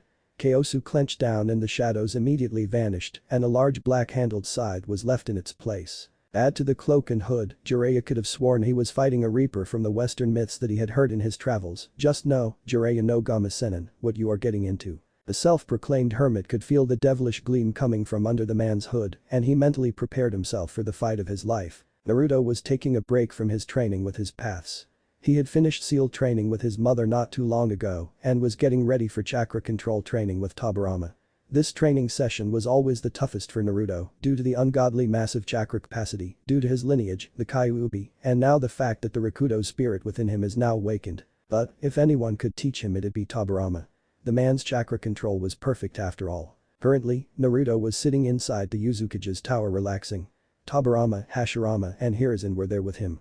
Mito and Kushina were in the Uzukage's office rewriting documents which were destroyed in the genocide of the Uzumaki years before. Minato himself was heading to the wave to gather more supplies for his wife and her relative, who needed more ink and paper. That still left one person unaccounted for, however. Where's Uchiha Sensei? Naruto asked his paths.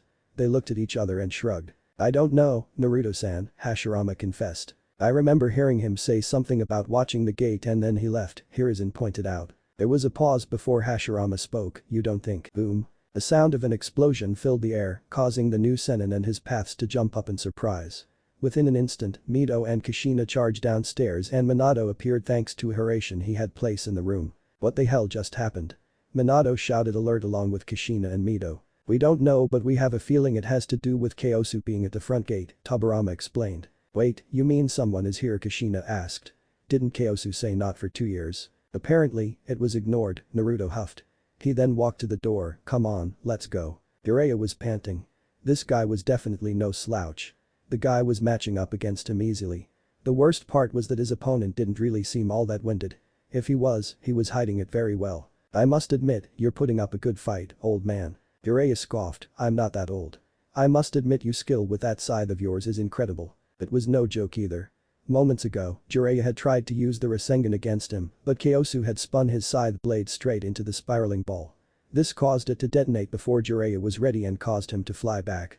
Kyosu, who was at a good distance due to the reach of the scythe, managed to brace himself for the explosion and managed to keep himself firmly in place. Despite Jiraiya thinking this man was lying about being Yumi's harbinger, there was no doubt this man was very good. He had effectively used the Gama Sennin's own attack against him and the Rasengan of all attacks. That was impressive. Jiraiya smirked, but it means nothing. I am one of the 3 Sennin and I haven't even entered Sage mode yet. You are just somebody who claims to be Yumi's harbinger. It was then that Naruto and his 6 paths arrived on top of the village gate. They had just managed to hear Jiraiya's claim. Naruto's clenched his fist, Hero Sennin.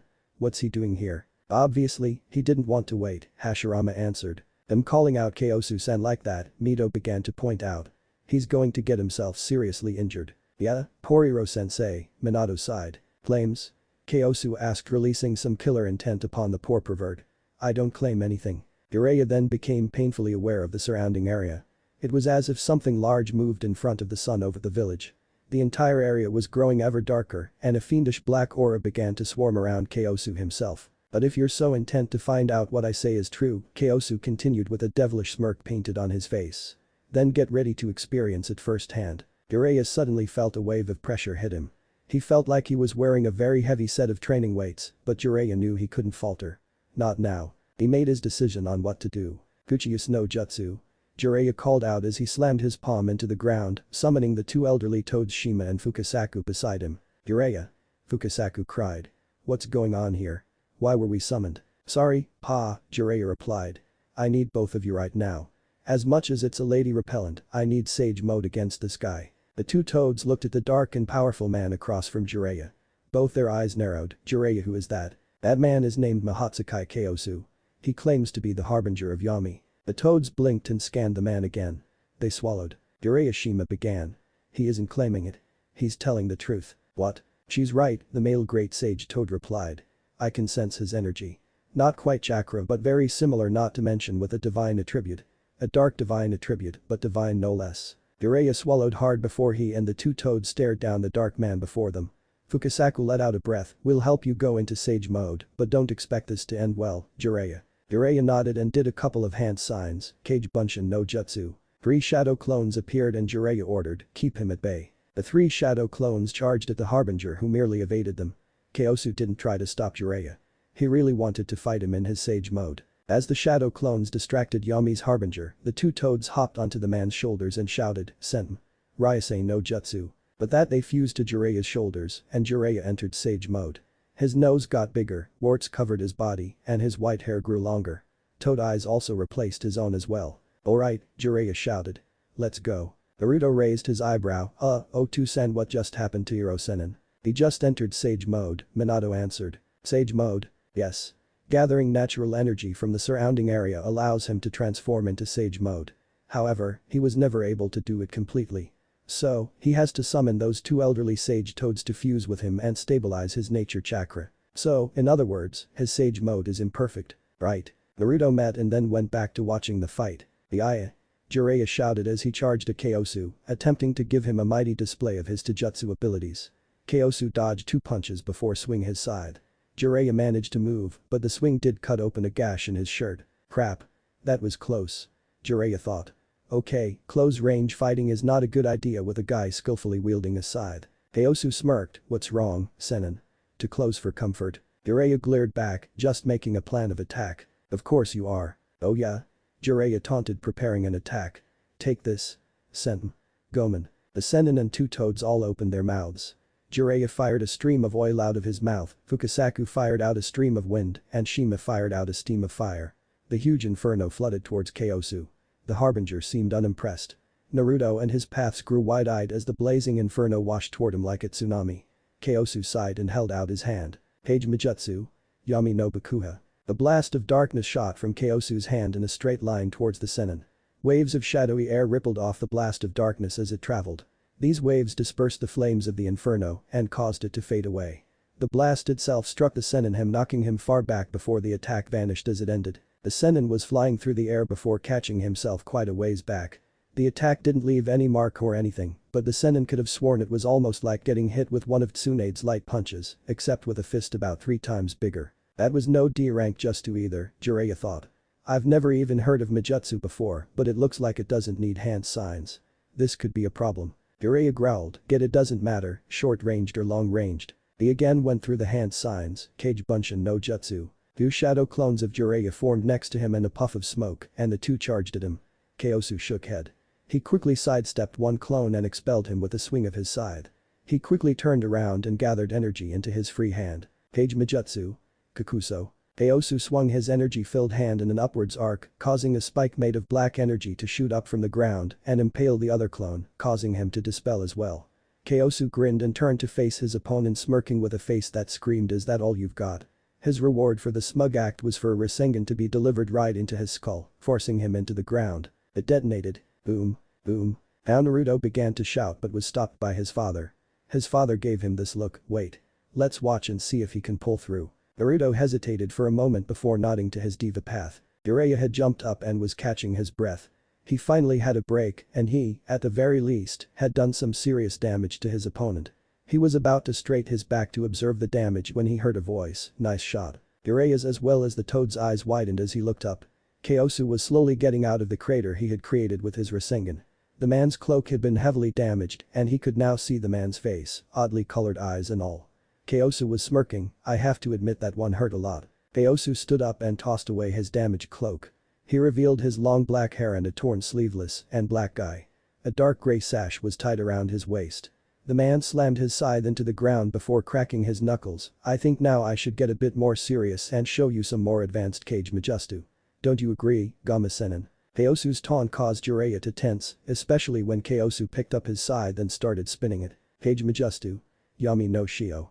Kyosu stopped spinning his scythe and slammed the top of it into the ground. A wave of a black smoke-like substance washed out and coated the surrounding area, much like a water falling into a basin.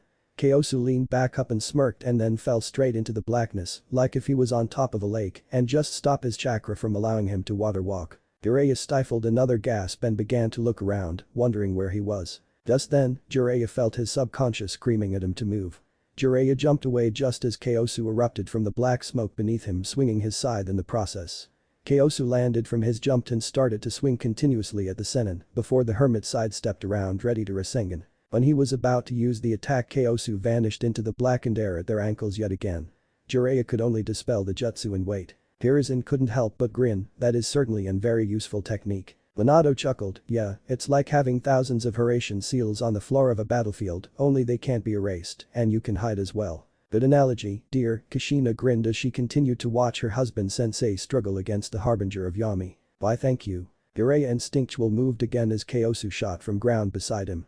This time, however, Kyosu didn't follow him. He just smirked, maybe I should make this a bit more interesting. What do you think, Gama Sennin? What are you going to do? Jiraiya taunted. Fart out smoke. Kyosu chuckled a bit at Jiraiya's taunt before snapping his fingers.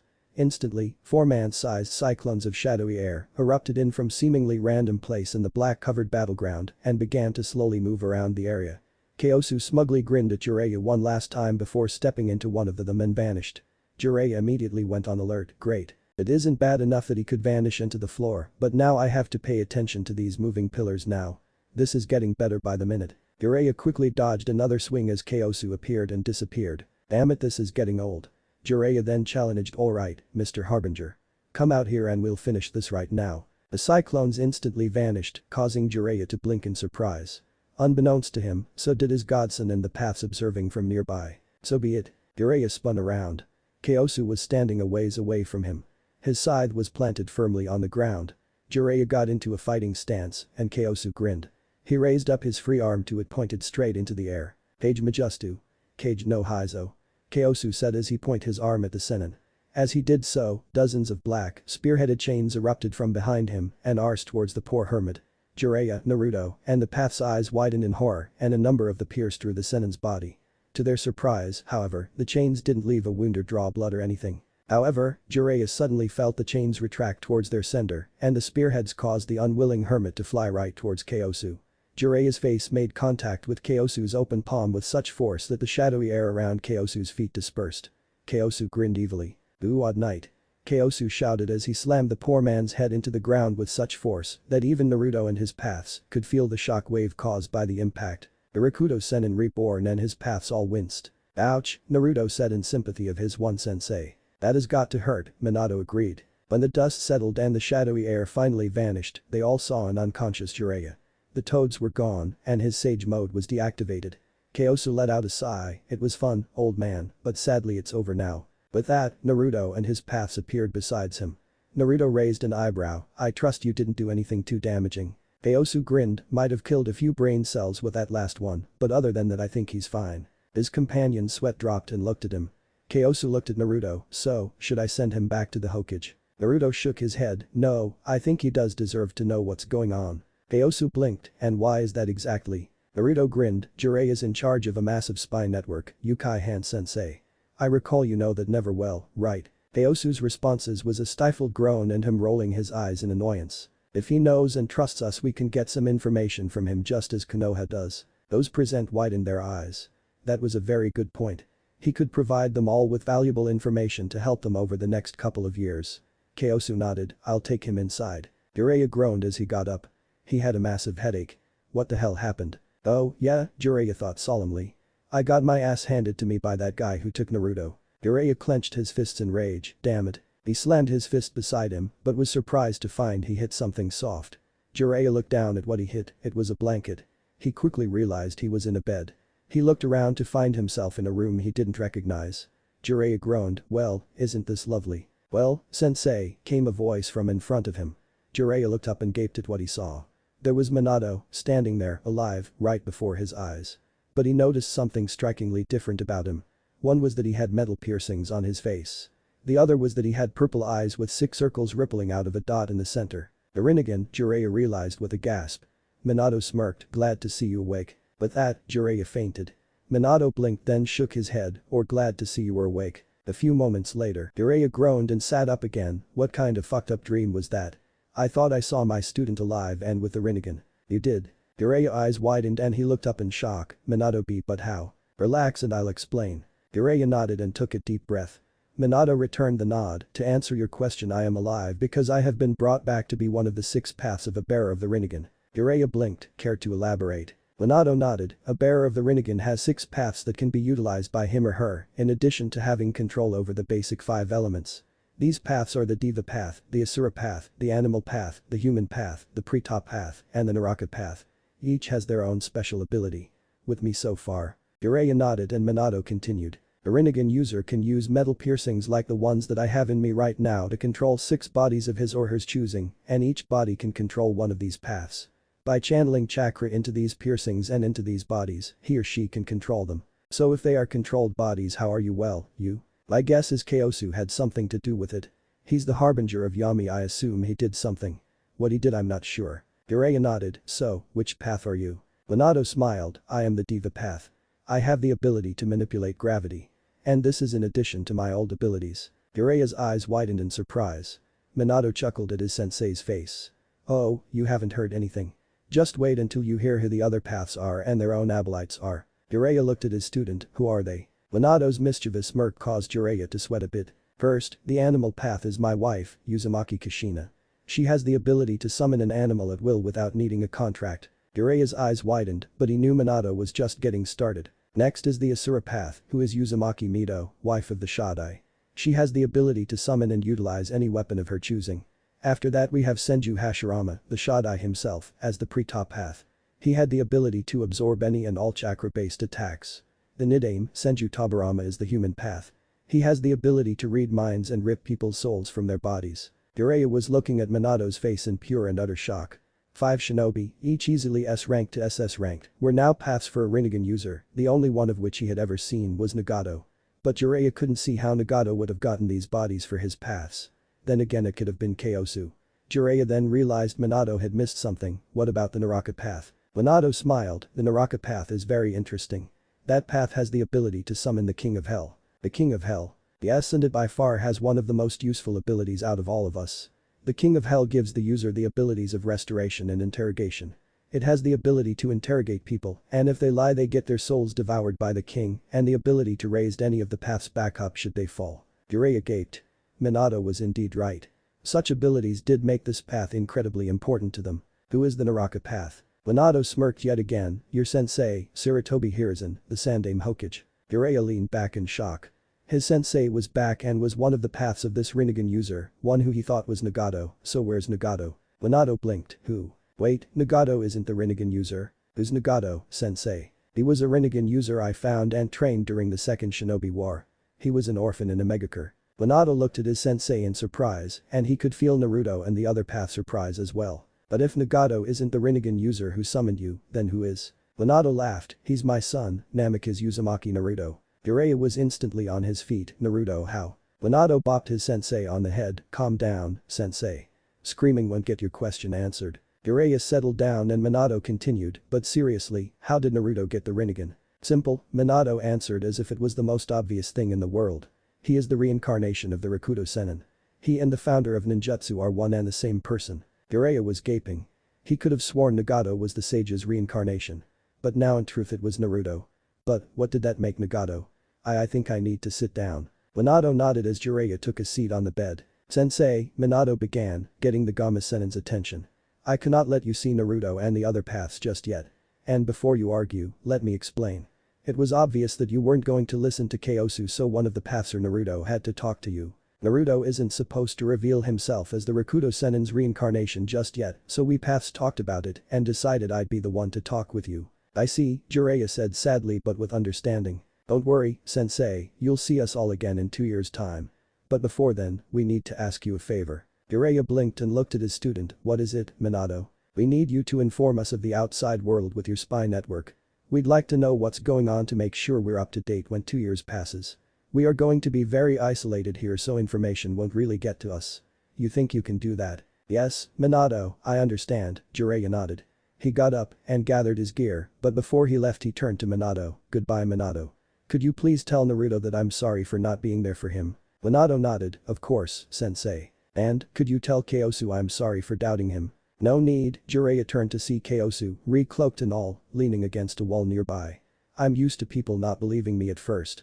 I can't exactly blame them though. You did good out there though. Best fight I've had in a while." Jiraiya chuckled, "Anytime I guess. See ya." With that, the Gamma Sennin jumped out of the village hidden of the whirlpool. He wouldn't return again for 2 years. Chapter 6. As time passes, Tsunade was in her office dealing with the great Hokage infinite paperwork curse. As expected, it was a huge and utter bore. However, she had the motivation to get it done and to get it done fast. Why, you might ask? Well, she had been working practically around the clock to get all her work for next a week and a half done. This was because 2 years were finally up. Once she got these last few stacks of paperwork done, she was going to gather together the Konoha 12, as hard as that number was to say given who 2 of them were, and their senseis to go to Yuzashiogakur with Jiraiya. She was ready to see that boy again. The boy who was the rikudou sennin reborn. Jiraiya had told her of his encounter with the Harbinger of Yami and the stunning revelations he received afterward. Stunning. Tsunade chuckled as she thought back. That's the understatement of the century. Flashback 2 years ago, Tsunade was taking a break from paperwork and was stealing a sip of some sake she had hidden from Shizune. That was when she heard a voice calling from behind her. "Tsunade Haim." Tsunade turned around in surprise to see Jiraiya crouching on the windowsill. She was starting to see why her sensei hated it. "Jiraiya, what are you doing here?" Jiraiya jumped into the office and around to the other side of the desk. "I need to speak with you in private." Tsunade saw the seriousness in the sennin's face and ordered the Anbu out of the room. When they were gone she gave him a look asking him what had happened. "I just returned from Yuzashiogakur." Tsunade's eyes widened and then nodded. "So what happened?" "Yuzashio has been fully rebuilt. It was as if the village was never attacked in the first place." "What?" Apparently, Naruto and Kyosu had been busy. Tsunade blinked. "So you believe him now?" "Yes, and you'll understand why in a second." Tsunade nodded and motioned him to continue. "I had gotten to the main gate of the village and I was greeted by Kyosu. We got into a fight that forced me into sage mode and he still beat my skull into the ground. Literally." Tsunade was practically gaping. This man had beaten Jiraiya at his most powerful. How strong was he? Jiraiya continued, "He was very fast and strong. He combined those two flawlessly. It felt like you had hit me once or twice. He is very skilled with a scythe and even managed to cut a Rasengan in half, causing it to detonate before I was ready. He also used techniques he referred to as Kage Majutsu. It was very powerful and didn't require hand signs." Tsunade leaned back in her chair as she let it soak all in. After a few moments she gazed at Jiraiya. "What types of techniques did he use?" "This was this powerful blasting technique that stopped my senpo. Gomen. He had another technique that caused a black spike to quickly shoot from the ground. He had yet another that covered the area in shadowy mist that he could disappear and reappear into. He could even control that technique to the point of snapping his fingers to summon 4 cyclones of the shadowy mist to hide himself for ambush tactics further. The only reasons I wasn't butchered during that point of the fight was due to my quick reflexes and my instincts screaming at me to move." Tsunade tensed as her eyes went wide. The fact that Jiraiya said the only time he was close to death was when he peeped on her, and now he was stating that his guy had almost butchered him on more than one occasion in the span of a single fight. It really gave new light as to just how powerful he was, but she supposed it made sense. The man was the harbinger of a god, it would make sense he was very powerful. He needed it to fulfill the god's wishes. Tsunade looked at her comrade. "What about the last technique?" Jiraiya half smiled as he put hand to chin and thought, "That last technique was actually the one that brought an end to the fight. Now that I think about it, it reminds me a lot of Kushina's chakra chains." Tsunade raised an eyebrow. "Really? How so?" "He shot dozens of shadow chains with spearheads at the ends. They flew at me and it ended with a number of the chains piercing my body." Tsunade gasped and looked at Jiraiya as if she were searching for open wounds. Jiraiya laughed. "Don't worry, they surprisingly didn't even leave a wound or anything. But they did retract, taking me straight into Kyosu's hand, which then smashed me into the floor, knocking me out." "Sounds like a very tough fight," Tsunade stated matter-of-factually. Jiraiya lost his smile and suddenly turned very serious. "Tsunade. I now know why Kyosu called it necessary intervention." Tsunade's face became serious as well. "How so?" "Well, him being the harbinger of Yami meant that was ordered by the gods, but I now know the reason. I trust you know the story of the rikudou sennin. Who doesn't? It's a very popular myth." "Tsunade. It's no myth." Tsunade's eyes widened. "What? The rikudou sennin is no myth. Neither are the Jubi or the Rinnegan." "How do I know this?" "Because the sennin's reincarnation walks this earth right now." Tsunade stared in disbelief. "What does this have to do with Naruto?" "Everything, Tsunade. The sage's reincarnation is Naruto, and the boy now bears the Rinnegan itself. Tsunade's mouth dropped. If the situation was not so serious, and if Jiraiya had been thinking, the Gamma Sennin could have photographed that face and used it as blackmail. Instantly she was on her feet. He's what? You heard me, Tsunade.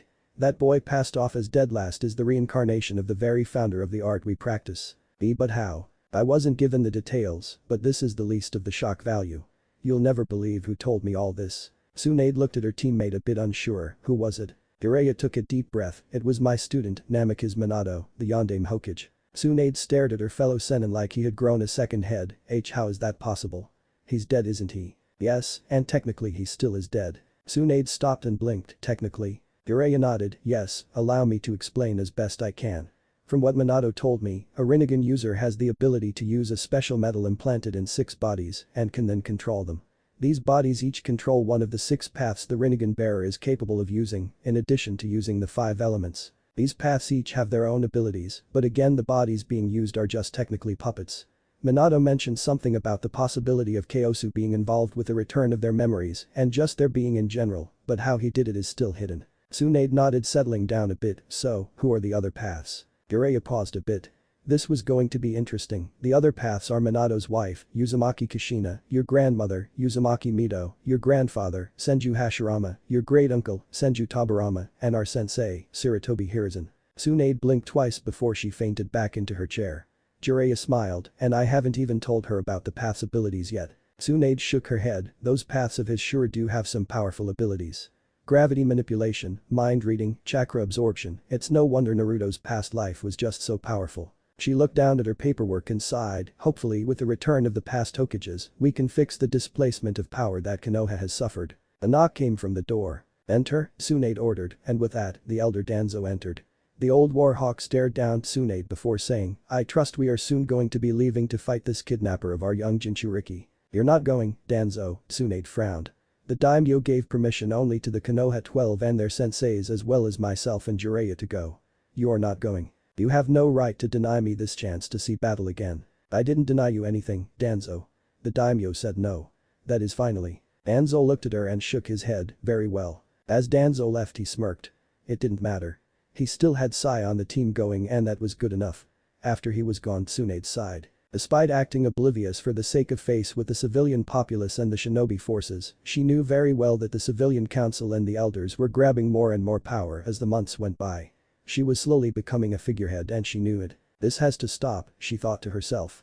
But I can't do anything without solid proof or I'll turn the populace and the shinobi against me. Hopefully their return, especially the return of my grandfather and of Minato, will help solve that. With that, she returned to her paperwork, determined to finish quickly so she and the 4 teams could get going. Hinata had just finished gathering supplies for the trip. She was finally going to see Naruto again. She had kept her promise and had trained very hard to the point of reaching the rank of Jonin.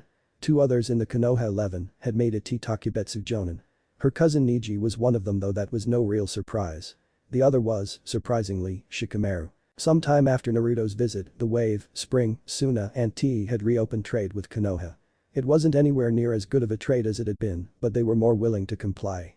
She had always suspected Naruto had something to do with it, as she knew that while the Konoha populace would probably always be ungrateful to Naruto, he still considered the place his home. But back to her original point. With the restart of trade, the Kazuki Gaara's elder sister, Temari, had become the Suna ambassador to Konoha. She had formed a close relationship with Shikamaru, and eventually the two started dating after Shikamaru had an apparently tense conversation with her brothers. She had gotten his rear in gear and had forced him to take the Jonin exams, which he passed, and ended up a Takubetsu Jonin as did Temari around the same time. She had also pushed Neji to get into a relationship with Tenten, and they were slowly hanging out more. She was sure they'd be dating soon. The rest of the Konoha 12 had all made chunin. Her own teammates, Shino and Kiba, were training for the next Jonin exams that would come the following year, as were rest of the teams. Her being a Jonin meant she was much more free of her standard team, as unfortunately didn't see them as much due to going on straight Jonin missions, and because 3 teams were now missing 1 member every now and then many of the teams mixed to go on missions. The one team no one ever wanted to pair up with was the remade Team 7. No one wanted to call it that, but Sasuke and Sakura insisted, and finally they just gave up. Their team was now led by a Jonin with a less than spectacular record named Shinrai Nai, who now taught Sasuke, Sakura, and some shinobi trained by one of the village elders named Sai. The boy was pale. and making ghosts look black pale, too. Apparently, he had some ability with ink or some such. Hinata shrugged. She didn't care. She was a jonin now and didn't have to worry about such things. But, Hinata thought. I do feel sorry for Kiba, Shino, and Akamaru as well as Kurenai-sensei. They still have to put up with their egos and that one boy's lack of one. She herself had improved a lot in the past 2 years. She had fulfilled her vow and mastered the Rasengan and, though she never did show anyone that technique save for one person, she mastered many other techniques of the Hyuga clan. She had even managed to impress her father. She did, however, owe her great improvement to the one person who knew she had the Rasengan technique. Flashback 2 years ago, Hinata was in her secluded training area again. She had finished the first stage and had almost completed the second stage of the Rasengan. She was concentrating very hard to get it right. Come on, you stupid ball. Hinata screamed in her head. I've trained in this for over a week and a half. Pop. And right on cue, the rubber ball burst. Hinata blinked and thought, wow, I should have screamed at it to pop a week ago. She suddenly froze when she heard clapping right behind her. Right in my blind spot, Hinata thought. She turned around quickly to see Jiraiya of the sennin leaning up against a tree. I must say, Jiraiya spoke as he stopped clapping. That was a very good, I must admit. To get this far in the Rasengan training this fast and by yourself is quite a feat. Jiraiya-sama, Hinata said surprised. I can explain.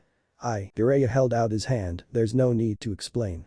Kurenai and Kakashi started noticing your surprisingly happy and strange behavior recently and informed the Hokage who informed me after I took a trip to Uzushiogakure, where Naruto is. You saw Naruto? Hinata asked stunned. No, I did met Kyosu though. He beat the crap out of me, but he did mention Naruto. I was told who he is and everything. Though he did call Naruto lover boy, he playfully put his hand on his chin and smirked. Now I wonder why he'd call Naruto that. Hinata blushed and poked her 2 index fingers against each other. Jiraiya laughed a bit, thought so. Jiraiya then quit his teasing and simply smiled at her, so he gave you something to learn the Rasengan I see. Hinata nodded and Jiraiya walked towards her, well, would you like any help? Hinata blinked, you want to help me master the Rasengan? Jiraiya's smile widened, of course.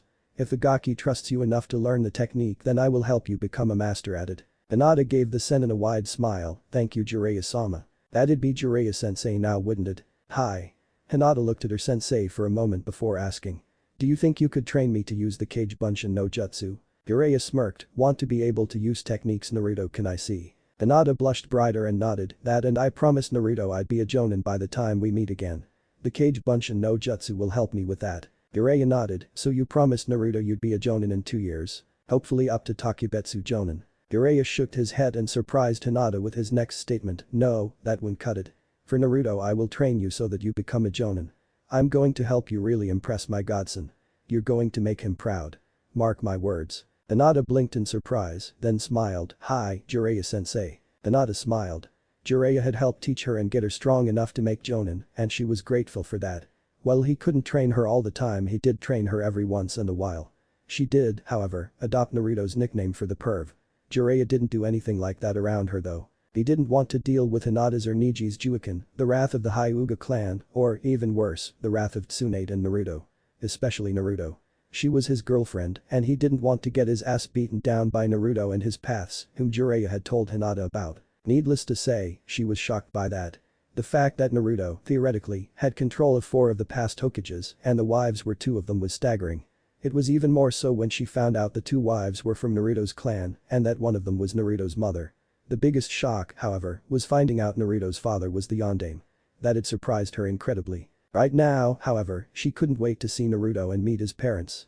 Though she did have this nagging feeling that they were going to tease the 2 of them half to death. She shook her head, it's all worth it. She got her bag for the trip ready and waited for the summons of the Hokage that it was time to go. Those of the Konoha 12 who still respected Naruto as a good friend, except Hinata, who was still preparing to leave, had gathered together at one of the training ground. They were all ready to go, they were just waiting for their senseis, Hinata, and the 2 loyal sennin. They didn't care if Team 7 showed up to go or not. Over the last 2 years Team 7 and the other teams had grown rather distant. They'd worked together for missions, albeit very reluctantly, but outside of that Team 7 was avoided for the most part.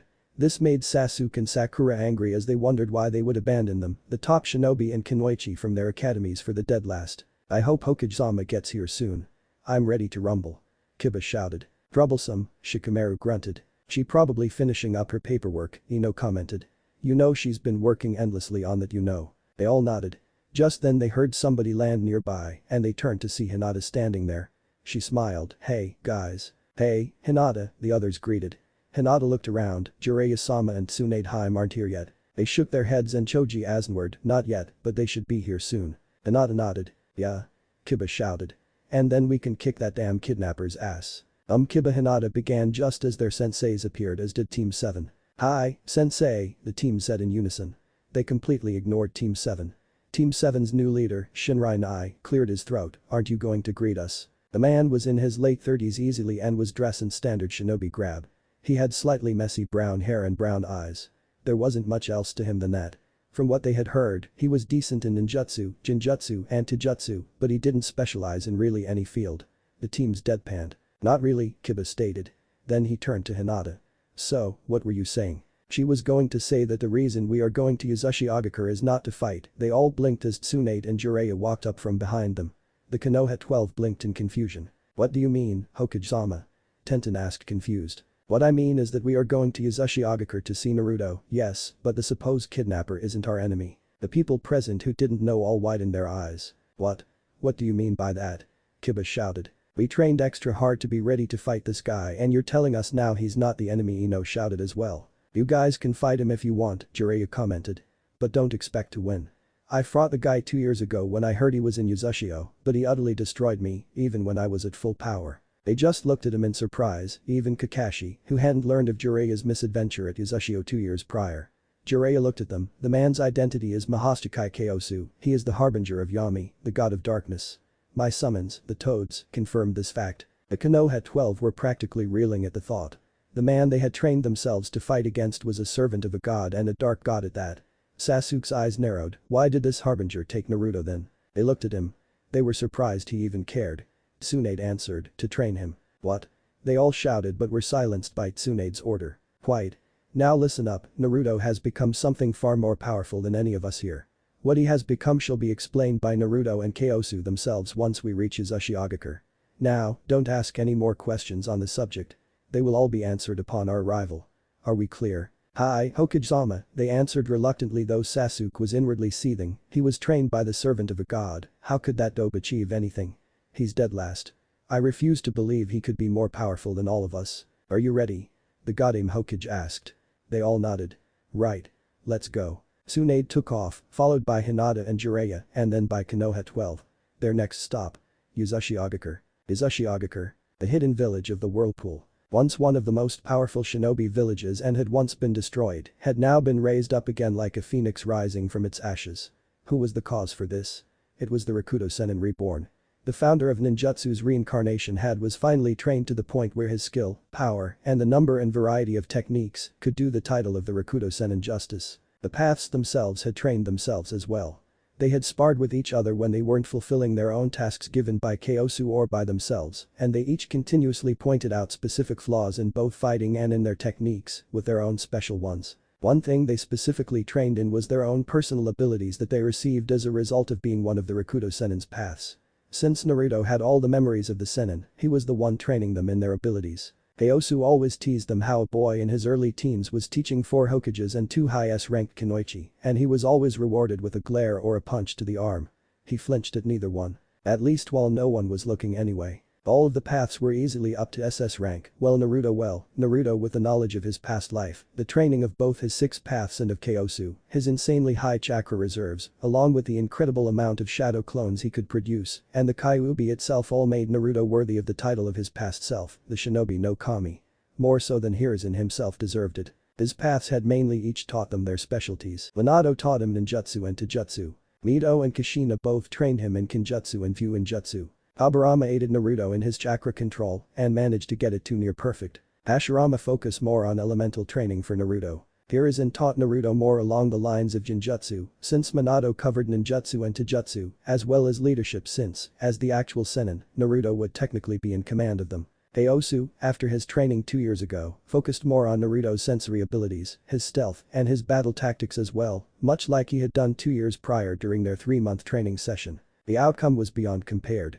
Naruto was no longer the sennin's reincarnation, he was the rikudou sennin. He was the original shinobi no Kami. He was the founder of ninjutsu. He was the Jinchuriki of the Juubi. And his paths and Kaosu could all see it. When Kyosu had proclaimed him as such at the end of 2 years, Minato and Kushina hugged their child, just like they did the day they were brought back. They couldn't stop saying how proud they were of him. Everyone there shed at least one tear in happiness. The family of 3 practically sobbed their joy. It was quite touching. Currently, all 6 paths and Kyosu were waiting outside the Yuzukage Tower. Naruto was inside changing into the garments of his past self given to him by Kyosu. They didn't ask how he knew what the sennin had worn, they guessed it had something to do with his vocation.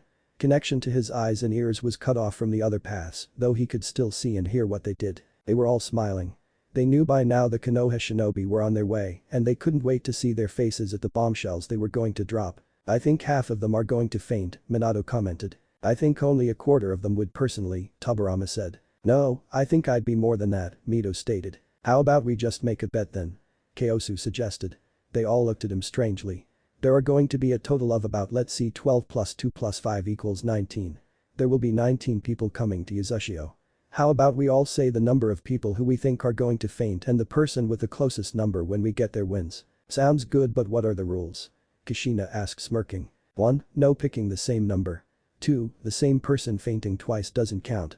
3. All the losers must sing an embarrassing song in front of the entire group once they get settled in. "Sound good?" They all nodded. Kyosu cleared his throat. "I say 10. 7. This was Hashirama. 12. Minato stated. 11. Kushina bid. 8. Mito called out. 5. Hiruzen spoke. 6. Tobirama said. They all shook hands in agreement. "Done yet?" came a voice from the doorway. They all smirked when they saw him. Kyosu nodded. "Yes. Are you ready, Rikudou Sennin-sama?" Naruto stepped out of the doorway. His Rinnegan eyes gazing upon his company. He wore a black shirt under a black samurai chest piece, as well as black pants with an orange sash. He wore black sandals with orange socks and also wore a haori. The haori was unique. It was white and there were 3 magatomas on either side of the high collar. On the back was a Rinnegan eye and below it were 3 rows of 3 magatomas. Around Naruto's neck was a necklace of 6 red magatomas and in his hands was a golden monk's staff. By Naruto's side in its sheath was a sword that Kyosu said was one of the swords that the sennin actually used and the very sword he used when he faced the Juubi. Naruto confirmed this himself. The sword's name was Ekisukureba. It was a simple sword but a brilliant one as well. It was a tsurugi with a handle wrapped in fine leather with a single gold and white gem on the blade collar. The blade itself was a metal that even Mito admitted to have never had seen before and that it was truly a one-of-a-kind blade. Naruto said he had no memories making the sword and said that it was given to his past self by an old man by the name of Genji, who vanished shortly afterward. They decided to leave it at that. Naruto smirked, "Ready as I'll ever be, Kyosu-san. It's time for the Rikudou Sennin to enter the world." Chapter 7 Naruto the Rikudou Sennin. They had arrived. They had finally arrived. Tsunade's group from Konoha had finally arrived at Yuzushiogakure, a mighty village that had once been destroyed but was now completely restored. This surprised those in the group who didn't know, which was almost all of them. "How is it possible?" Kurenai asked in shock and awe. "I thought this village was destroyed." "It was," Jiraiya said simply. "Then how has it been restored?" Asuma asked. "Naruto and Kyosu have been busy," was the simple answer. "Indeed we have been," came a voice from behind them. They turned to see a man cloaked in black behind them. The shinobi save for Kakashi, Tsunade, Hinata and Jiraiya instantly went on their guard. The man simply laughed. And removed his hood revealing to them his long black hair that was in a dragon tail and his midnight blue blackened eyes. He gave a chuckle at their faces before continuing, "I am Mahatsukai Kyosu, harbinger of Yami, the god of darkness." The group tensed. This was the man who took Naruto. He was the servant of a god. He was Naruto's mentor. They lowered their guard. Kyosu smiled and then turned to the Goddamn Hokage, "He should be ready shortly. Shall I lead you inside?" Tsunade nodded, "Please." Kyosu walked past them and waved his hand. The massive gate to the Yuzushio opened wide for them as they passed through and shut tightly after they had entered. The village itself was very beautiful, though it was very eerie due to the lack of people in it. The city itself was clean and neat. The pathways were made from cobblestone and were very smooth. Much better for walking than dirt, especially rocky dirt. As Kyosu led them through the abandoned village, the members of the Hokage's team couldn't help but think, "So this is the man Naruto talked about?" Hinata asked herself. "He seems very mysterious and dark, but if Naruto says he's okay, then I'll trust him. So this was the home of my grandmother? It sure is beautiful," Tsunade thought. "I hope people start to inhabit this place again. I'm sure Bachan would love that. Well, I guess I could just ask her. I will be seeing her soon." A tear fell from Tsunade's eye and Jiraiya noticed, must be thinking about her grandparents and great-uncle. This is going to be both touching and awkward when we meet them. "So that's the harbinger of Yami." He doesn't seem that tough, I bet Sasuke-kun could beat him, Sakura thought to herself while Sasuke was glaring at the man, he's Naruto's mentor.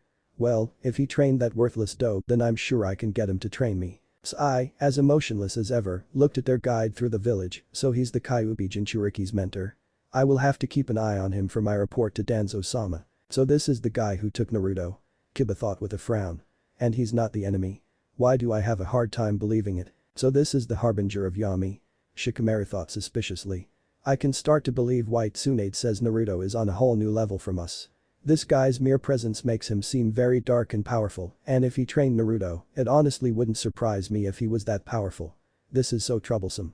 Heyosu does seem very nice, Tenten thought. Even if his presence does scream you are going to die, I wonder how strong Naruto is since he spent 2 years with this guy. I hope he didn't gain that aura that this guy gives off. I can certainly see why this guy is called the harbinger of Yami, Neji thought as he used his Byakugan to scan Kyosu's chakra. Whatever he has isn't chakra, but it is very similar and is very dark and powerful. Suddenly, I'm glad he's our ally. Kyosu certainly knows how to pull off the sudden appearance very well, Kakashi thought. Think back to when he met them at the gate. He did it at the Hokage's office, too. I guess being Yami's harbinger has its advantages. Hinata seems surprisingly relaxed, thought Kurenai as they glanced at the girl. Despite being told this guy wasn't a bad guy and that he trained Naruto, she expected Hinata to be very edgy and suspicious around him. She seemed very calm and, dare she say, trusting of him. Why is that? I'll have to keep an eye on her. Finally, they reached their destination. The Uzukage Tower. It looked a lot like the Hokage Tower though it was a bit bigger, was a bit more regal in design, and was colored a darker shade of red than the Hokage Tower. Not to mention it did look a bit more like a tower with a taller, narrower building in the center of it. Needless to say it did impress the Konohinin. Heyosu turned around to face them, now he should be here any crash. Naruto suddenly landed next to Kyosu in his sennin gear. His head was down and his staff held out to the side. Many of the Konohinin gasped and others jumped in surprise. No one had sensed him and he was fast. Kyosu didn't even flinch. In fact, he smirked, dramatic entrance much. Naruto quickly got up and faced him smirking. He did a dramatic spinning of his staff while he did so, what's your point? Their reactions were priceless. The two chuckled to themselves before facing the Konohinin. They all either tensed or gasped or both. Naruto's Rinnegan eyes looked at them and raised an eyebrow, what? I don't get a hello. Hinata was the first to recover, hello, Naruto-kun. Naruto looked at her and grinned widely, hi, Hinata-chan. Wow. You're looking as beautiful as ever. Hinata blushed a bit while the others, who didn't know how Naruto's little misadventure in Konoha with Kyosu 2 years ago, blinked and then proceeded to gape. When on earth did Naruto and Hinata get this close? And did Naruto just call Hinata beautiful? Hiba, however, voiced this opinion, when did this happen? Naruto and Hinata both looked at him before Naruto laughed, to tell you the truth, I visited Konoha in disguise about 2 years ago. I eavesdropped on one of your conversations and I heard you talking about Hinata-chan's feelings for me. I revealed myself to her and we got into a relationship. Wait a minute, Kurenai pointed at her student and shouted.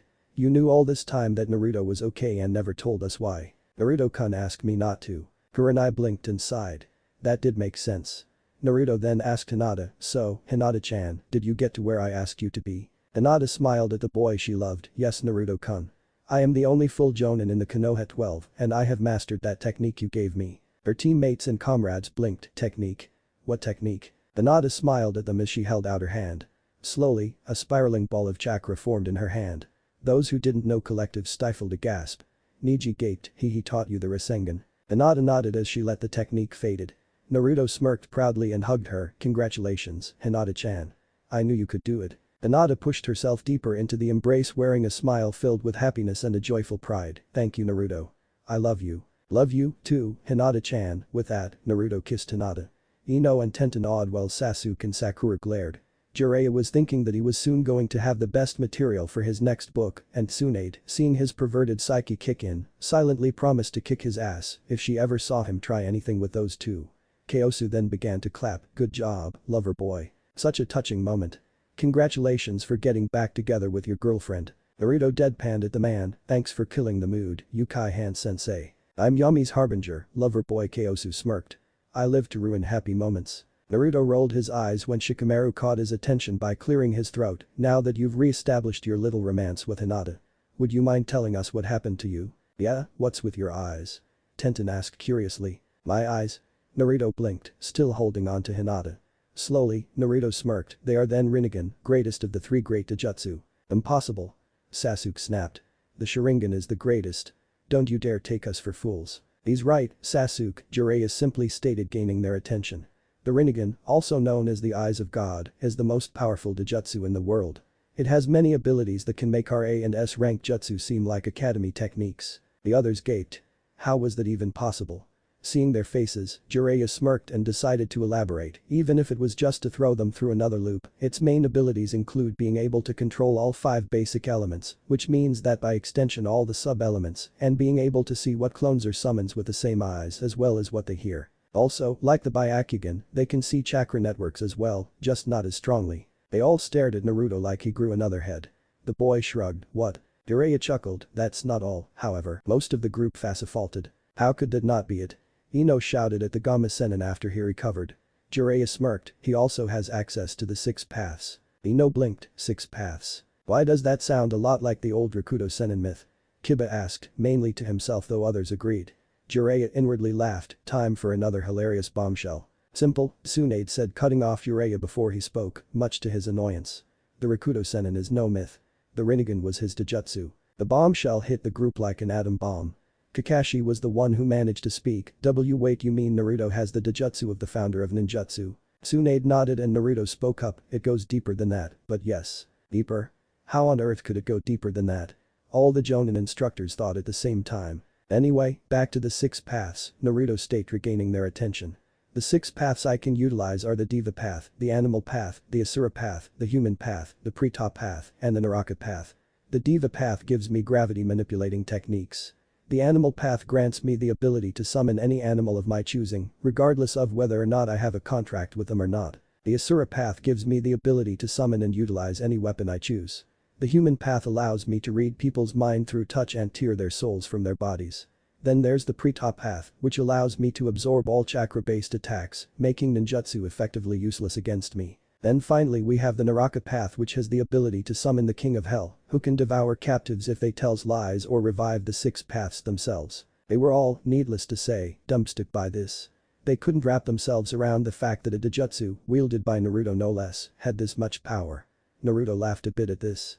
Asuma then thought about something. What did you mean by reviving the 6 paths themselves, Naruto? The others blinked and noticed it as well. What did Naruto mean by that? Even Hinata looked a bit confused at what Naruto had said. Naruto smirked, I was wondering who would notice that. Good job, Sarutobi-san. Asuma blinked at the lack of a sensei to it but shrugged it off. Naruto then continued, one other ability the Rinnegan has is the ability to take 6 dead bodies and, after giving them numerous piercings with a special kind of metal, controls them. They then act like another person that I control. Much like Kankuro's puppets, except, due to Kyosu's tweaking, have their old personalities and memories back. So what you're saying is, Ino began, not daring to believe it. You can control 6 bodies as if they were clones. Pretty much, Naruto shrugged. Then he smirked mischievously, and you all know who they are. They all blinked, we do? Naruto snapped his fingers, and instantly 6 people dropped down besides Naruto. When they stood up, there was a collective gasp from everyone. There stood the first 4 Hokages. There were also 2 red-haired women that many people remember seeing before. The moment they saw these people, whom she had recognized from a couple books they had read, Hinata and Tenten fainted into Naruto's and Niji's arms respectively. Kyosu broke down laughing, and both him and the paths thought simultaneously, well, that's 2. Kakashi was the first to speak after the 2 had woken up, SSN-sensei. Minato laughed a bit and said, yes, it's me. I can't believe it. Minato shrugged, neither can I.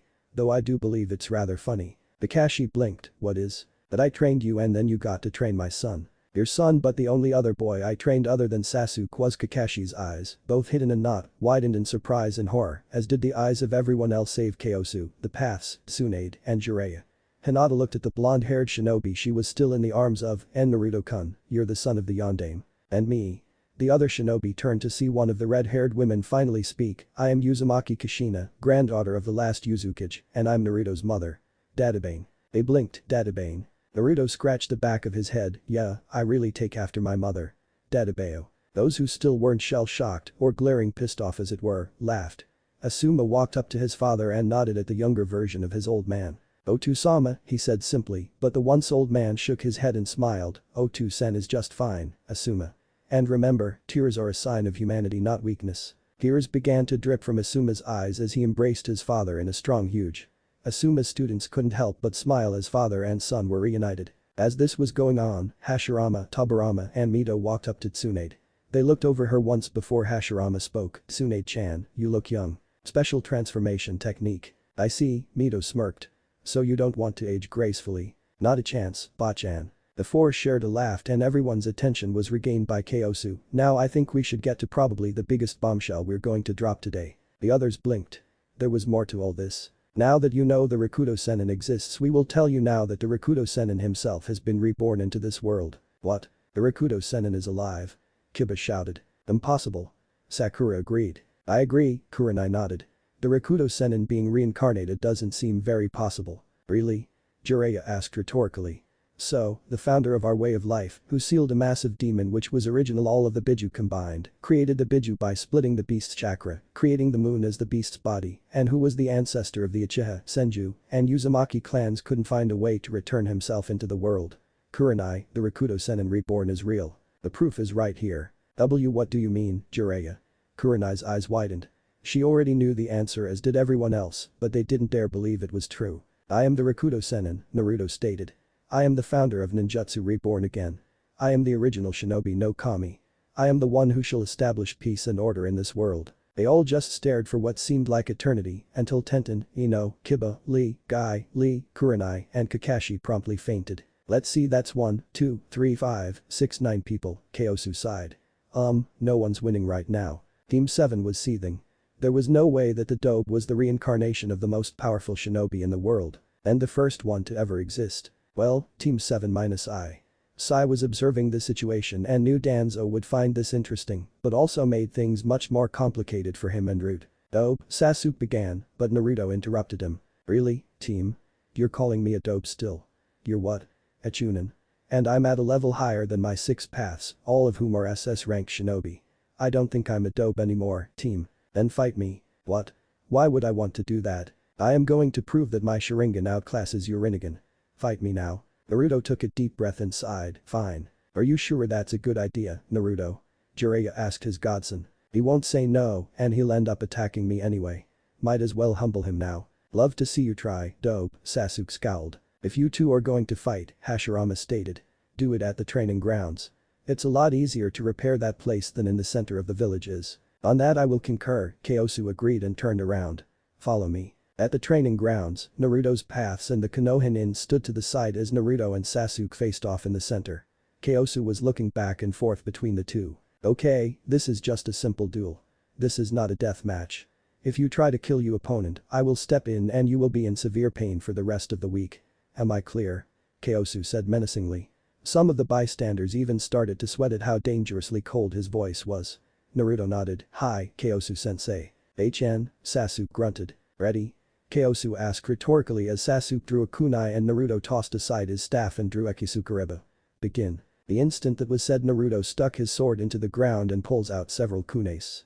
These, however, were special kunes and any of the older shinobi recognized these instantly. "Are those Hiraishin kunai?" Jiraiya practically shouted. Minato grinned, "Of course. Don't you think it makes sense that I teach the rikudou sennin, my own son, the Hiraishin?" Jiraiya settled down and nodded. Naruto ignored the banter between his father and his godfather and threw the Hiraishin kunes around the entire fighting area. As soon as they all hit, Naruto vanished and appeared at one just beside where Sasuke was. The Uchiha barely managed to avoid a swing from Naruto's Tsurugi. When he tried to land a blow, Naruto vanished back to one farther away to avoid the hit. Sasuke then summoned a Fuma Shuriken and threw it towards his former teammate. Much to the Konoha Inn's surprise, Naruto caught the massive spinning shuriken and used its momentum to spin around and toss it right back to Sasuke. Sasuke jumped out of the way preparing to go through some hand signs. "I know some high-up people in Konoha," Sasuke began. "They offered me this technique even though I'm no jonin yet. I learned it just to spite you." Naruto raised an eyebrow as Sasuke went through the hand signs, Kage Bunshin no Jutsu. Instantly, 5 shadow clones of Sasuke appeared. Naruto smirked. "You think this is going to get me angry? You performing the Kage Bunshin? I could perform that when I was a genin, Sasuke. You're a chunin. Also I can create it over 1,000 shadow clones. You really think this irks me? Think again." Naruto seethed his sword and went through his own hand signs. "Let me show you how it's done. Kage Bunshin no Jutsu." 2 dozen clones appeared behind Naruto. All were ready to fight. Suddenly, half of them vanished in a yellow flash and the next thing Sasuke knew all 5 of his clones were taken out. His clones had been summoned just a couple feet away from some of the Horatian kunai scattered throughout the battlefield. Sasuke seethed. Naruto smirked. He forgot those were there, Hashirama mused. Must have short-term memory loss, his brother agreed, and the two shared a bit of a laugh. Sakura scowled, how dare they make fun of Sasuke-kun. I bet he's just warming up. Naruto smirked, now it's time to introduce one of the Rinnegan's abilities. All but 3 of Naruto's clones dispelled and recalled behind Naruto. When they did, Naruto called out his technique, Bansho Tenin. Sasuke suddenly felt himself pulled off the ground and instantly found himself flying toward Naruto. Wah. Smash. One of Naruto's clones came down from above and kicked him into the ground. Hard.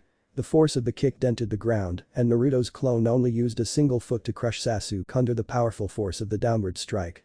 Then, the clone kicked up and backflipped off of the Uchiha elite, hard enough to make him bounce off the ground. He went high enough into the air for another clone to come and give him an axe kick straight to the ribs, sending him flying towards the last waiting clone.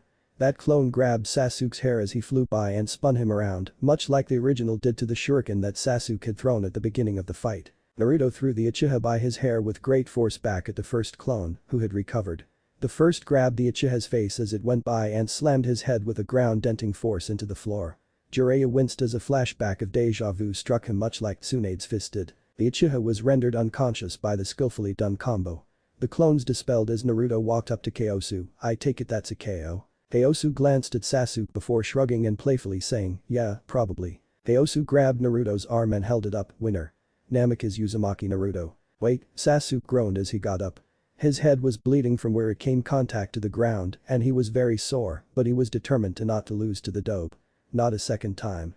I'm still going to beat the dope. Naruto, Kyosu, the paths, and most of the Konoha nin shook their heads. No, Uchiha, Tsunade authoritatively spoke.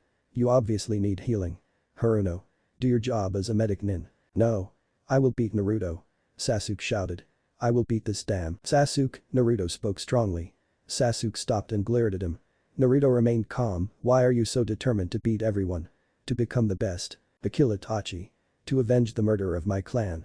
Sasuke shouted. That's why I need power. I'll prove I'm strong enough to beat Itachi and avenge my clan. Then why are you so determined to beat me? You've beaten me twice as much as I hate to admit it, Sasuke grunted. If I can't beat a dope like you, how can I beat someone like Itachi? Naruto shook his head, Sasuke. If you could beat me now, after I had trained for 2 straight years with 6 SS rank shinobi and 1 SS rank non-shinobi, and now have the knowledge and memories of my past life, the founder of ninjutsu, as well as the full support of Kyuubi no Kitsune, you would be able to rip Itachi to shreds. Naruto took a deep breath before answering, think about this for a minute. When have any of us ever succeeded in something by ourselves? None of us have. I was trained by 7 powerful and wise people, the sennin were trained by the Sandaime, the only other person other than the rikudou sennin to receive the title of shinobi no kami, and even he was trained by the Shodai and Nidaime. Naruto looked at his teammate and smiled, even when we were teammates we did things just as that. A team. Stop trying to do this by yourself, Sasuke. There is never shame in asking for help. We all need it at some point. If you let us help you, we would help you reach the point you need. Don't focus on your pride and hatred, Sasuke. It will bring your downfall in the long run. With that, Naruto picked up his staff and back towards the group, I think we all should relax a bit.